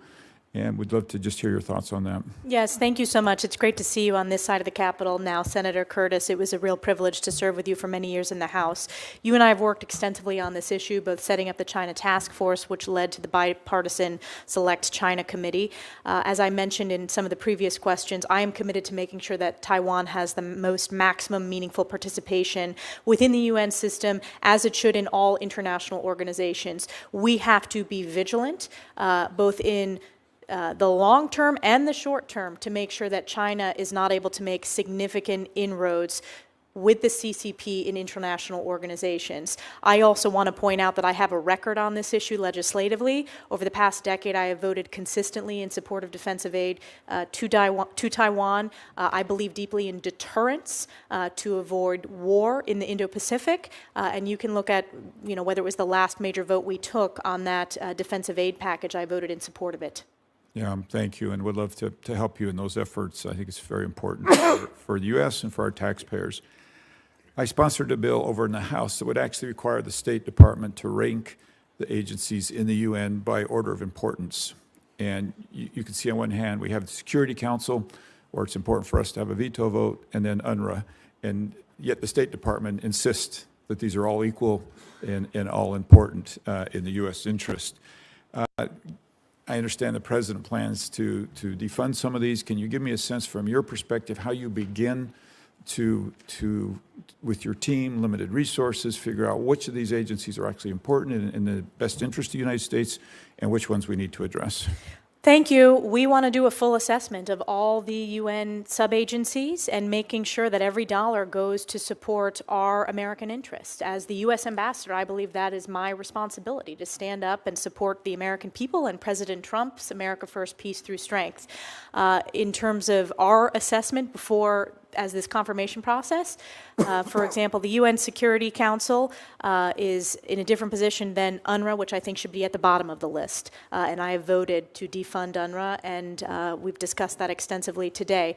But I am interested in that bill and in seeing the outcome of that bill. I would like to see a ranking, and we want to do that assessment working with Secretary Rubio and working with President Trump and the National Security Council to make sure that the programs we're funding represent our values. Sometimes back home, you hear the calls to defund United Nations, and it's more nuanced than that.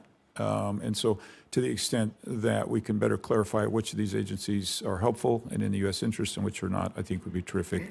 And I think connecting it to the American people directly. For example, take the World Food Program, connecting that to our American farmers. I have a very agricultural district. That's important to make that connectivity to the American people who are very interested in where their taxpayer dollars are going, as they should be. Yeah, thank you very much. I yield my time. Thank you, Senator Curtis. It is so great to be back at CPAC with the Republican trifecta, a Republican House, a Republican Senate, and of course, President Donald J. Trump in the White House. Now, we know none of this would have been possible without you, the American people. So I want to thank you for years of hard work, sacrifice, and dedication to fire Joe Biden, elect President Trump to save America. And believe me, we know, and in fact, no one knows this better than President Trump and his entire family, that this election was not easy. The left and their loyal stenographers in the mainstream media stooped to new and disgraceful lows. They tried everything: vicious smears, unprecedented attacks on his family, unconstitutional impeachments, and illegal lawfare by a weaponized and corrupt justice system. President Trump even faced an assassination attempt in Butler, Pennsylvania. But by the grace of God, he prevailed, and we are here today.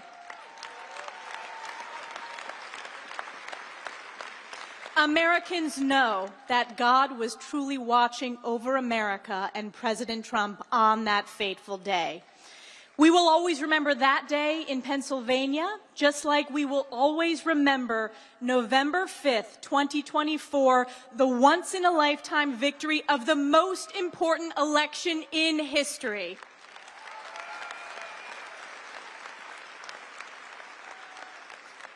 That was the day when President Trump delivered truly the greatest political comeback of all time, winning the popular vote with an overwhelming mandate to save America, a mandate to make America strong again, safe again, healthy again, wealthy again, and to once and for all make America great again.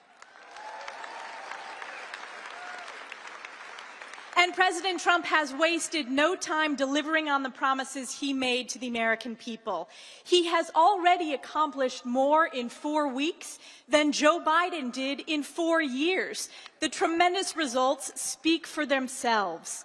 On day one, President Trump signed hundreds of executive orders securing our border, deporting illegals, unleashing American energy, ending woke DEI policies, lowering prices, increasing accountability, and ushering in a new golden age for the American people.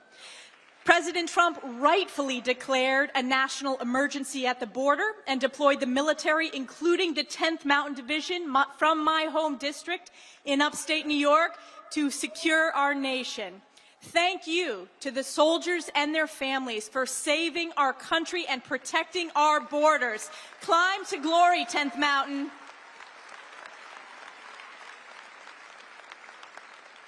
President Trump also signed into law the Laken-Riley Act, the first bill passed by our House Republican majority in Congress. President Trump has ended catch and release, restored remain in Mexico, restarted building the wall, and rightfully declared cartels as foreign terrorist organizations. President Trump is not only securing our nation, he is rebuilding the broken and failed Biden economy of inflation, malaise, and weakness. President Trump is putting America first by demanding fair and reciprocal trade, unleashing American energy independence, cutting regulations, and demanding the government work for we the people as President Trump doges wasteful un-American spending. And this is because President Trump knows that a strong, safe, and prosperous America at home is a strong America abroad. Our economic security, our border security, our energy security is also our national security. And the world is watching as President Trump reasserts his America First, peace through strength foreign policy. And I'm so honored to have been nominated by President Trump to serve in his cabinet as the United States ambassador to the United Nations as a part of this national security team. Our team is already hard at work on behalf of the President and the American people at Turtle Bay as I finish my work to enact his agenda in Congress on behalf of my constituents and the American people. When discussing this nomination with President Trump, the President shared with me that he sees great promise in the United Nations if it focuses on its founding mission of international peace and security. Just look at President Trump's record of international peace and security in his first term. He negotiated the historic Abraham Accords, the largest step to peace in the Middle East in over a quarter of a century. President Trump's maximum pressure campaign crippled Iran's capability to threaten instability in the region. His administration marked the only time that Putin did not invade another country.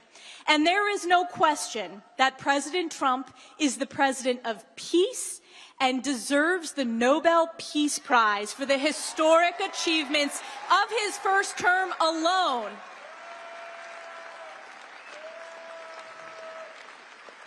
And now look at what President Trump has already accomplished in just 1 month.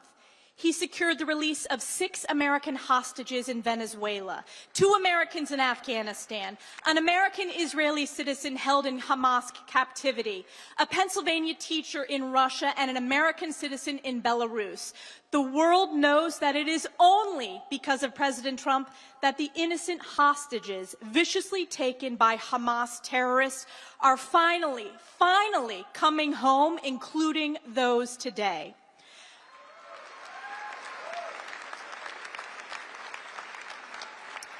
And President Trump is already effectively working to bring peace to the Russia-Ukraine war to stop the bloodshed. He's restored maximum pressure on Iran and redesignated the Houthis as a foreign terrorist organization. And the world is watching as every head of state is clamoring to meet with President Trump because the world knows America First is back.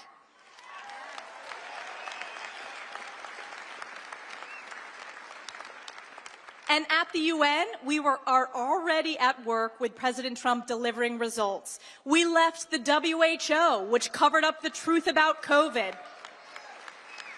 President Trump terminated the America Last Paris Climate Agreement. President Trump rightfully withdrew from the UN Human Rights Council that is a corrupt farce run by the worst abusers on the planet. The Trump administration imposed sanctions on the International Criminal Court, an illegitimate court fueled by raging anti-Semitism and anti-Americanism. And a top priority that I have worked on in Congress for years, President Trump defunded UNRWA, the pro-Hamas terrorist group that committed atrocities on October 7th. And make no mistake, hear it now, as President Trump's United States ambassador to the United Nations, we will not only defund UNRWA, we will dismantle it.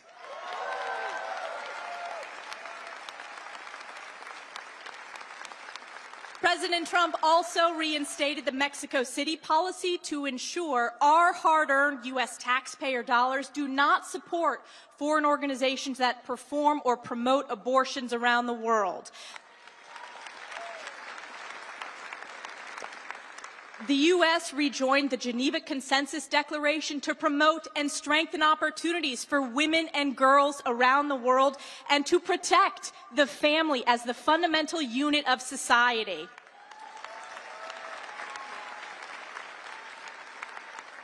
And of course, our U.S. embassies have been instructed to fly the beautiful American flag and only our American flag. This is moral leadership. This is strong leadership. This is President Trump's America First, peace through strength. Now, I want to ask you, let me ask you this question. Do you all remember that famous congressional hearing with the anti-Semitic university presidents from Harvard and Penn? I should say former presidents after my questions. 5 down and so many to go. And mark my words, that hearing is the type of strong moral leadership that I will deliver at the United Nations on day 1. And I know that I will be serving as the United States ambassador to the United Nations and not the other way around. And I will always stand up for the American people, American sovereignty, and our America First values. That means I will always defend America's most precious ally, Israel.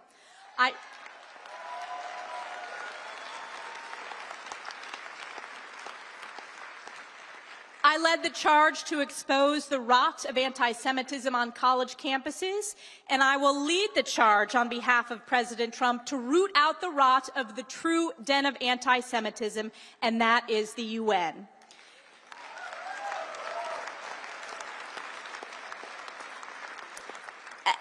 This past week, we continue to see with crystal clarity that our fight to support Israel and eradicate Hamas is a fight between good and evil, light and darkness, life and death. The hearts of the world shattered to learn the horrific fate of hostages Oded Lifshitz, Shiri Bibas, and her two precious sons, Kafir and Ariel. The world must never forget that Hamas terrorists savagely murdered over 1,200 innocent civilians, including women, children, the elderly, and babies, and took hundreds hostage, committing unspeakable atrocities against humanity on October 7th and thereafter. And as we learn more about Hamas's evil murder, leading to this devastating loss of life of these innocent victims, we must be reminded that this must not be Israel's fight alone. It will never be Israel's fight alone. The absolutely heinous display of Hamas terrorists parading the coffins of murdered Israeli babies and lying about the remains of their mother to the cheers of a barbaric, animalistic pro-Hamas mob is an affront to all of humanity. And it has never been more important to show the world's unequivocal support for Israel, and it is clear that under President Trump's leadership, America stands steadfast in support of Israel and the Jewish people, and we will not rest until every hostage is brought home and Hamas is eradicated.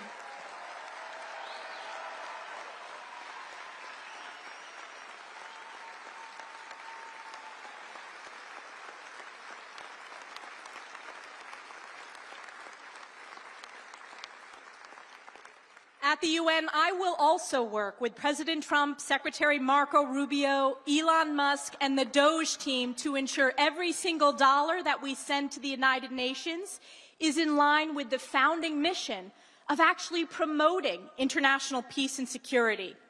We will not fund terrorism, we will not fund corruption, we will not fund anti-Semitism, and we will not fund anti-Americanism.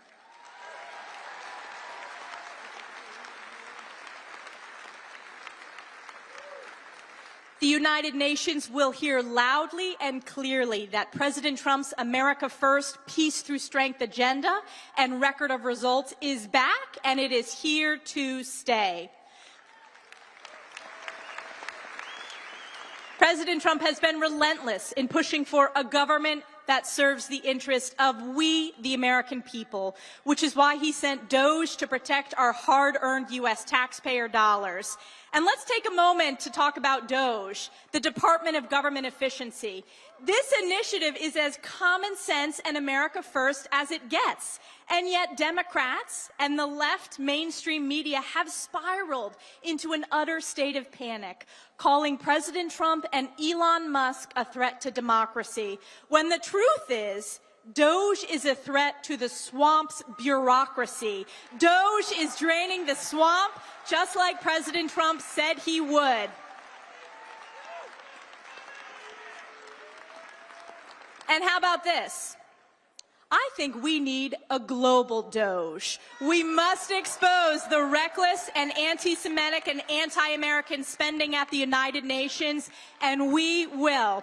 So get ready. We are just 1 month in, and we will continue to work together to support the greatest president in the history of our country, President Donald J. Trump, to make America great again. Thank you again to all the patriots here at CPAC and across the nation.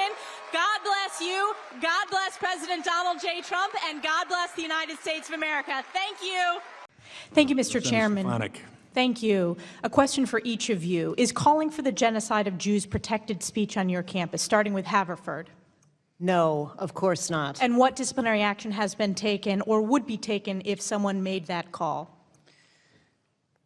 Representative, there have been no such calls, and we would use all of our disciplinary actions to follow through on any such call. I would never expect that to happen at Haverford, and if it would, we would deal with that swiftly. Well, let me ask you a specific question then. There was a student group on Haverford's campus who called for the complete dismantling of the apartheid settler colonial state of Israel by all means necessary. What does by all means necessary mean to you? Invoking that kind of terminology is repugnant because of what it can mean, and I will not. So does that depend on the context? I will not defend that statement. So what disciplinary action was taken against that group or those individuals who made that call? Any disciplinary action? Was there any disciplinary action taken against that group or those individuals? Those kinds of statements are. I'm not asking you if they're very repugnant. challenging. I'm asking about the disciplinary action. You were the one university president who failed to lay out if any disciplinary action has been taken, if any suspensions or expulsions. So I am asking you, was there any disciplinary action taken? Disciplinary action can include expulsion and. I'm not asking what it can include. I'm asking, was it taken? I will not be talking about individual cases here, and I'm saying that that is. So have there been any disciplinary actions taken by Haverford related to anti-Semitism? Any? Disciplinary actions are absolutely in our work. Have they been taken? Against anti-Semitism. Have they been taken by Haverford? Yes, there have been some. I want to ask you another example. There was a professor of mathematics and statistics who posted after the October 7th Hamas terrorist attacks, quote, "We should never have to apologize for celebrating these scenes of an imprisoned people breaking free from their chains. This was a historic moment to be recorded in their history books." Jewish students have reported that you said this post could be, quote, perceived in many ways. Does this post simply depend on the context, President Rabin? And were there any disciplinary actions taken against this professor? Such posts have been incredibly harmful to our entire community, and I disavow them and that outcome for us. Was there an investigation of the professor? Investigations happen in all such cases. So yes, in this case. Investigations happen in all such cases, as I have said, and we follow. This is a simple question. The other presidents are answering this straightforward as to disciplinary action.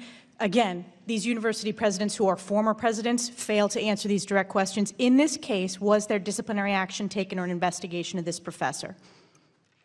Respectfully, Representative, I will not be talking about individual cases. Respectfully, President of Haverford, many people have sat in this position who are no longer in the positions as president of universities for their failure to answer straightforward questions.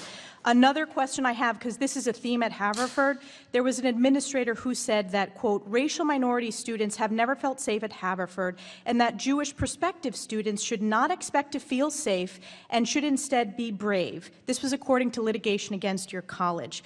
Was there any investigation into this administrator for making those statements? That report does not reflect the administrators that I know who stand strongly with me and the entire college against anti-Semitism. So that didn't happen, is your position? Was that statement not made by that administrator? That statement does not comport with those administrators that I know. I'm not asking if it comports with the administrators that you know. I'm saying, is it your testimony that that statement did not happen, even though it's coming out in litigation? So are you saying it did not happen? What I am saying is that I cannot imagine that happening from those colleagues of mine. Well, let me ask you, if it did happen, what disciplinary action would Haverford take against that administrator? At Haverford, we do not tolerate discrimination or harassment or bias. And what does that mean, not tolerate? Does that mean suspension, firing of that individual? What does that mean? It means following all of our policies, which begin with investigation and then can lead to any of the aspects that you listed. For the American people watching, you still don't get it. Haverford still doesn't get it. It's a very different testimony than the other presidents who are here today who are coming with specifics. So again, this is completely unacceptable, and it's why this committee has stepped in, because higher education has failed to address the scourge of anti-Semitism, putting Jewish students at risk at Haverford and other campuses across the country. I yield back. I thank the gentlelady. I recognize now the gentlelady from North Carolina. Thank you. Thank you. I recognize the gentlelady from New York, Ms. Stefanik. Thank you, Mr. Chairman. Secretary McMahon, thank you for being here today. I want to follow up on my colleague across the aisles back and forth where you didn't have an opportunity to answer the question. As you know, I've been very engaged in leading this effort in terms of holding Harvard accountable. We saw the scourge of anti-Semitism after the Hamas attacks on October 7th, and Harvard failed in every respect to enforce the rules to protect Jewish students. And over the course of our investigation, it was revealed that there was anti-Semitism deep in the Office of DEI at Harvard for their failure to respond to Jewish students, and it highlighted this issue of a failure of ideological diversity. I wanted to add some more details to what you pointed out. Less than 3% of the Harvard faculty are conservative, and this is a challenge in education writ large. According to the Harvard Crimson, as of 1989, the ratio was 2-to-1, liberal to conservative. By 2017, it was 5-to-1, and then as of 2023, it's 26-to-1. So when we talk about ideological diversity, it is a crisis at Harvard. Can you further elaborate on that? Well, just agreeing with what you said. I mean, when by their own statistics, it is clear that they don't have diversity of viewpoint. And I believe, and as I mentioned a little bit earlier, the fact that Harvard had already replaced its head, or was looking to replace its head of Middle East studies, recognizing that they already had an issue.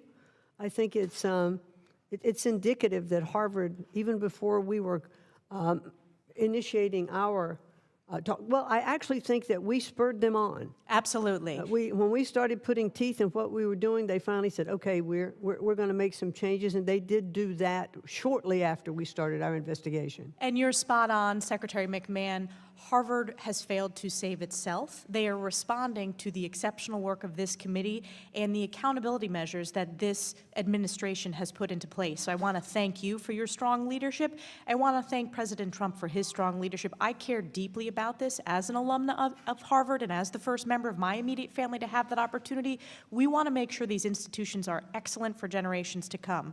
My follow-up, which is on a different subject, this has come up in virtually every meeting that I've had, whether it's with university presidents, professors, or students, is the challenge of AI and academic integrity in the classroom. Can you talk about the department's approach in terms of how to harness the benefits of this technology, but also make sure that we are learning the basics in the classroom and have academic integrity? You know, I think AI is probably one of the it's so overwhelming with the abilities that it can bring, but it also has a downside and dangers. We want to make sure that AI is not, leading to false essays or papers or studies that students are turning in. However, when I've looked at K through 12 education and I've seen some of the tutorial benefits for individual studying through AI, I think it brings so much to the table that we can offer students who are accomplishing more in the classroom who aren't accomplishing as much by that one-on-one tutorial advantage. So I think we need to harness and capture those opportunities from AI, but at the same time, making sure we understand, and I don't think we even have this much of a handle on it yet, of what some of the dangers of AI can be. And I think that that's what's incumbent upon us to look across the board at all of that. Well, thank you for that. And my last question, and this is primarily for K through 12, and I think about this both as a policymaker, but as a mom, as my young 3-year-old who is finishing pre-K 3, but screen time for our kids and the dangers of huge amounts of screen time. I want to credit my colleague Kevin Kiley, who's hosting a hearing on this next week. Can you discuss the administration and the department's approach to tackling this very concerning issue that has had huge impacts on the mental health, but also the focus of our kids?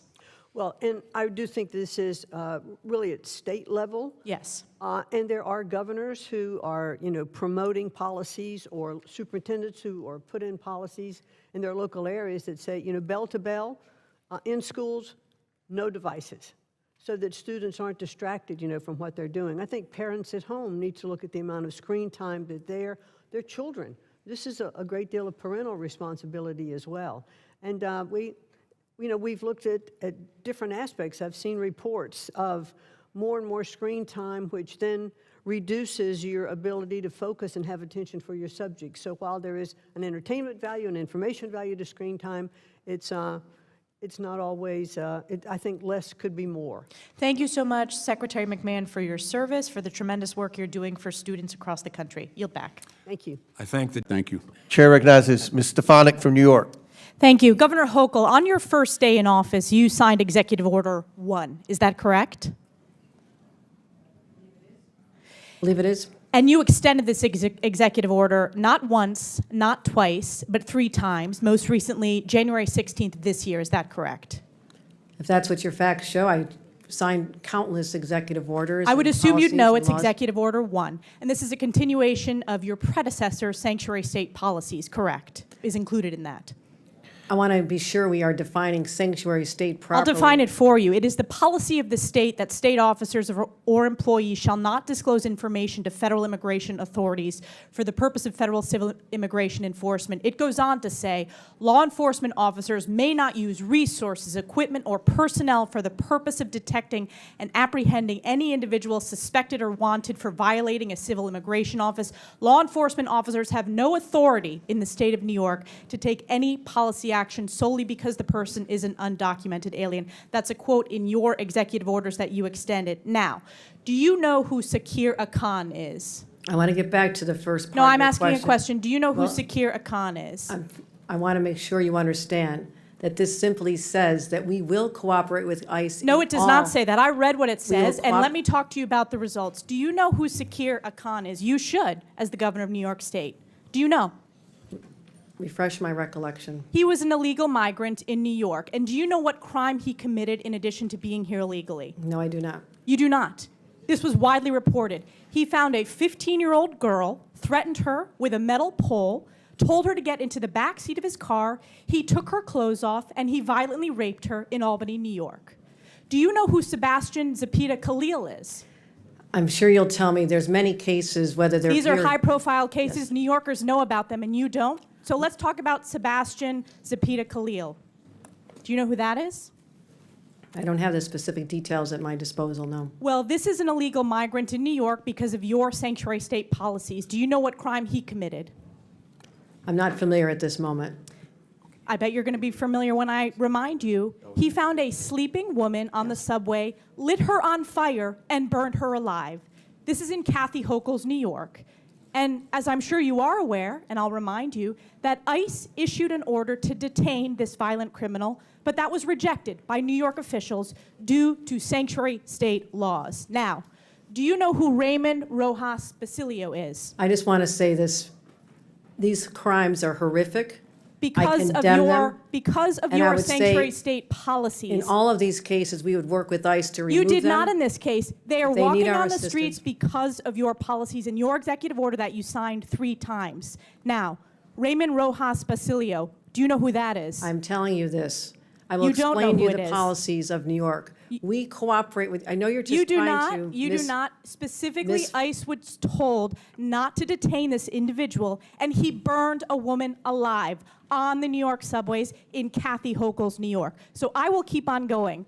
What about Raymond Rojas Basilio? Do you know who that is? I'm going to tell you our overall policy, which will address all this. I'll tell We you do who not- that is. He is an illegal who molested an 11-year-old in our state because, again, of your sanctuary state policies. This illegal was shielded from federal immigration enforcement and able to commit this heinous crime. And what about Wilson Castillo Diaz? Do you know who that I am is? telling you this.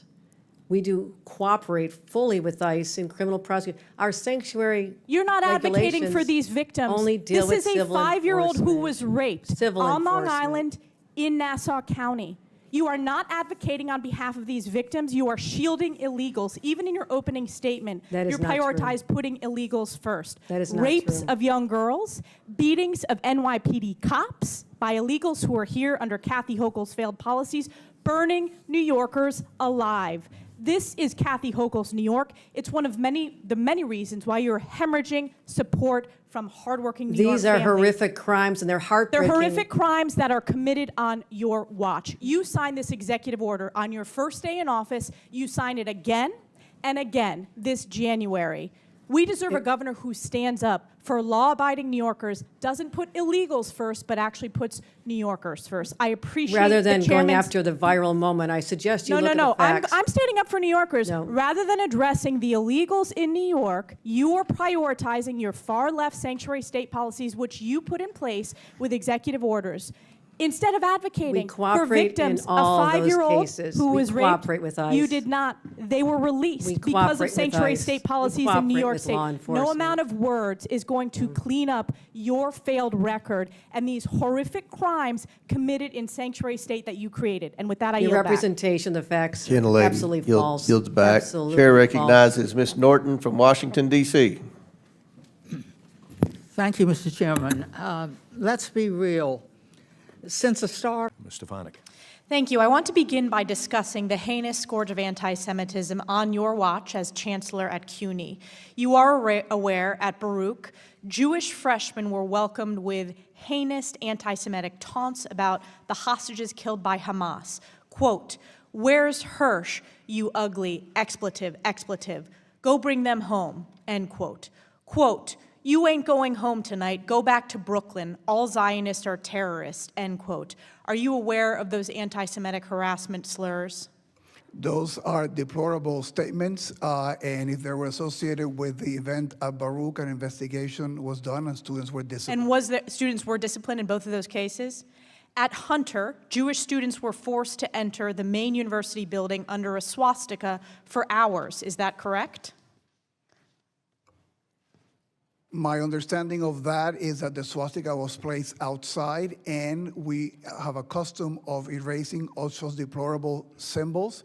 In that particular case, there was a delay because it had to be referred to the NYPD for the anti-hate investigation. Let me remind you of this particular case because that's not according to your own staff. In fact, the Hunter College Director of Jewish Studies emailed university leadership requesting that the swastika be taken down. And instead, this was the response for everyone to see. Apologies, but it is not that simple. Is that the position of CUNY? It is entirely unacceptable that. And that was hateful- this administrator disciplined who emailed? Again, in that particular case, we were working with the New No, York City Police was this Department. administrator disciplined for sending this response? Any case that we have will investigate, and the appropriate action will be taken. So what was the appropriate action taken against this administrator in this case? In this case, as I mentioned to you, we are working with the New York City Police Department. So no disciplinary action has been taken by CUNY?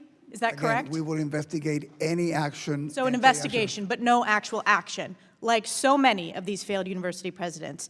But it's not just this case. You talked about how you focused on this since 2019. But let me remind you, in 2021, you hired Abdi Allah as CUNY's Chief Diversity Officer, and this role includes overseeing anti-Semitism complaints and initiatives. Were you aware at that time that this senior administrator you hired was previously employed by CARE, inquiry. the Council on American Islamic Relations? Gentlelady will suspend. My time, can what you is hold the time? It was We'll 2:25. hold the time. Does the committee have a policy on publicizing people's personal emails? This is a university administrator's email. Email addresses. No, we don't have a policy, I'm told, on that. And again, this is at the university. This is a university email, a public university in the state of New York. Following up at 2:25, which my time is, I'm referencing the CUNY Chief Diversity Officer, who you hired in 2021. They were previously employed by CARE, the Council on American Islamic Relations. Is that correct? So she was hired to be the Chief Diversity Officer at the central office with no responsibility over cases that have to deal with students or faculty. But yet you were aware that she was previously employed by CARE. Again, I was not directly responsible for that. Even though she was the Senior Chief Diversity Officer? As I mentioned to you, I was not directly responsible for that hire. So is it okay, from your perspective, obviously it is, to have a former employee of CARE? Let me remind you, CARE was a co-conspirator in a terrorist financing case and has ties to Hamas, a designated terrorist organization. Is she currently still employed by CUNY? She is. There you go. So no action, just words here today. Even further, and by the way, her salary is paid for by the New York taxpayers, correct? We have the expectations of total professionalism and compliance with all the rules and policies of CUNY. Any employee that breaks our policies or our rules will be investigated. But it obviously Action doesn't will be break taken. CUNY's rules to have a senior employee who was previously employed by a terrorist-affiliated organization. That is unacceptable to New York taxpayers. It is unacceptable to American taxpayers.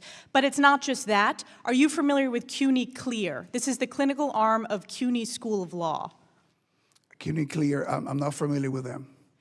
Well, I will remind you, the CUNY Clear founder and professor is the head of Mahmoud Khalil's Legal Defense Fund. Are you aware of that? No. Does it concern you that New York taxpayers are paying the salary for the legal defense fund of Mahmoud Khalil? And I'll remind you who Mahmoud Khalil is. This is the chief pro-Hamas agitator that led to the anti-Semitic encampments at Columbia, the rioting and violent takeover of Hamilton Hall, the harassment and physical assault of Jewish students.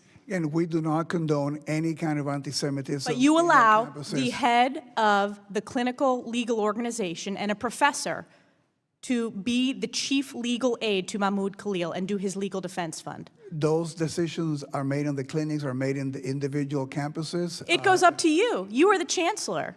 Those decisions are made at So you the take no individual responsibility. campuses. I take responsibility for any behavior of our faculty. So or is this staff that acceptable? Is this anti-Semitic. acceptable? Any behavior that is anti-Semitic Is and this is in acceptable violation of our that the rules. legal defense fund for Mahmoud Khalil is the head of CUNY Clear? That's acceptable under your watch. We do have no tolerance for anti-Semitism on our campuses, and we've been very So will clear. this person be fired? Anybody that breaks our rules and our policies, there'll be an investigation, we'll investigate, and if there's any disciplinary action to be taken, we'll take it. Let me make a prediction. No disciplinary action. This individual is not going to be fired because it's all words, no action. You have failed the people of New York. You have failed Jewish students in New York State, and it is a disgrace. I yield Thank back. the gentlelady. The gentlelady's time has expired. I recognize gentleman from California, Mr.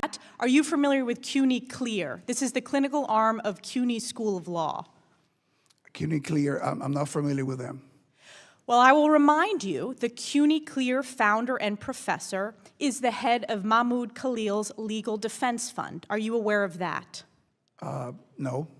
Does it concern you that New York taxpayers are paying the salary for the legal defense fund of Mahmoud Khalil? And I'll remind you who Mahmoud Khalil is. This is the chief pro-Hamas agitator that led to the anti-Semitic encampments at Columbia, the rioting and violent takeover of Hamilton Hall, the harassment and physical assault of Jewish students.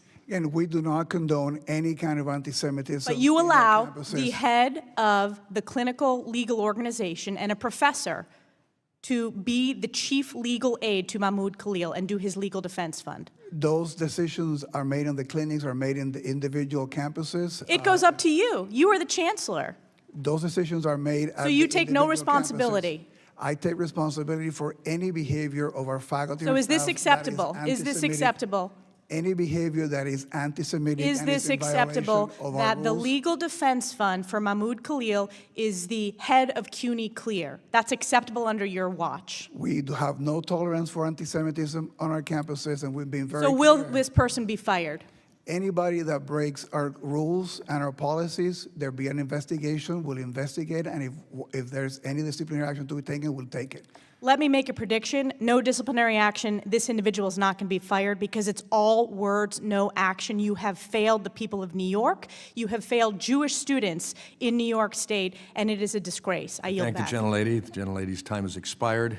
I recognize gentleman from... Call on Ms. Stefanik from New York for your questions.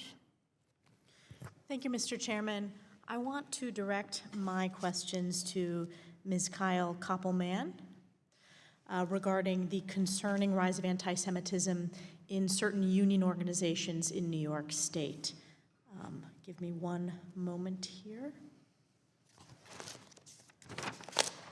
Last week, a group of Jewish educators rallied outside their union headquarters in New York City. The members of the UFT, an affiliate of NYSIT, AFT, and the NEA, were rightfully upset that the union called an emergency meeting to vote to endorse candidate Zoran Mamdani. They felt Mr. Mamdani's support of the term, quote, globalize the Intifada is anti-Semitic and anti-Zionist, correctly. While the educators were at the rally, AFT President Randy Weingartner was at a rally right down the street with Mr. Mamdani. Considering the union members' opposition and the recent rise of national anti-Semitism, are unions required to make political endorsements? No, unions are not required to make political endorsements, and it's inappropriate for them to do so. And Mr. Glenn Taubman, I wanted to ask your response to that. No, they're not required to, and in the current world that we live in, it's divisive and hateful to support Hamas and communist anti-Semites like Mr. Mamdani.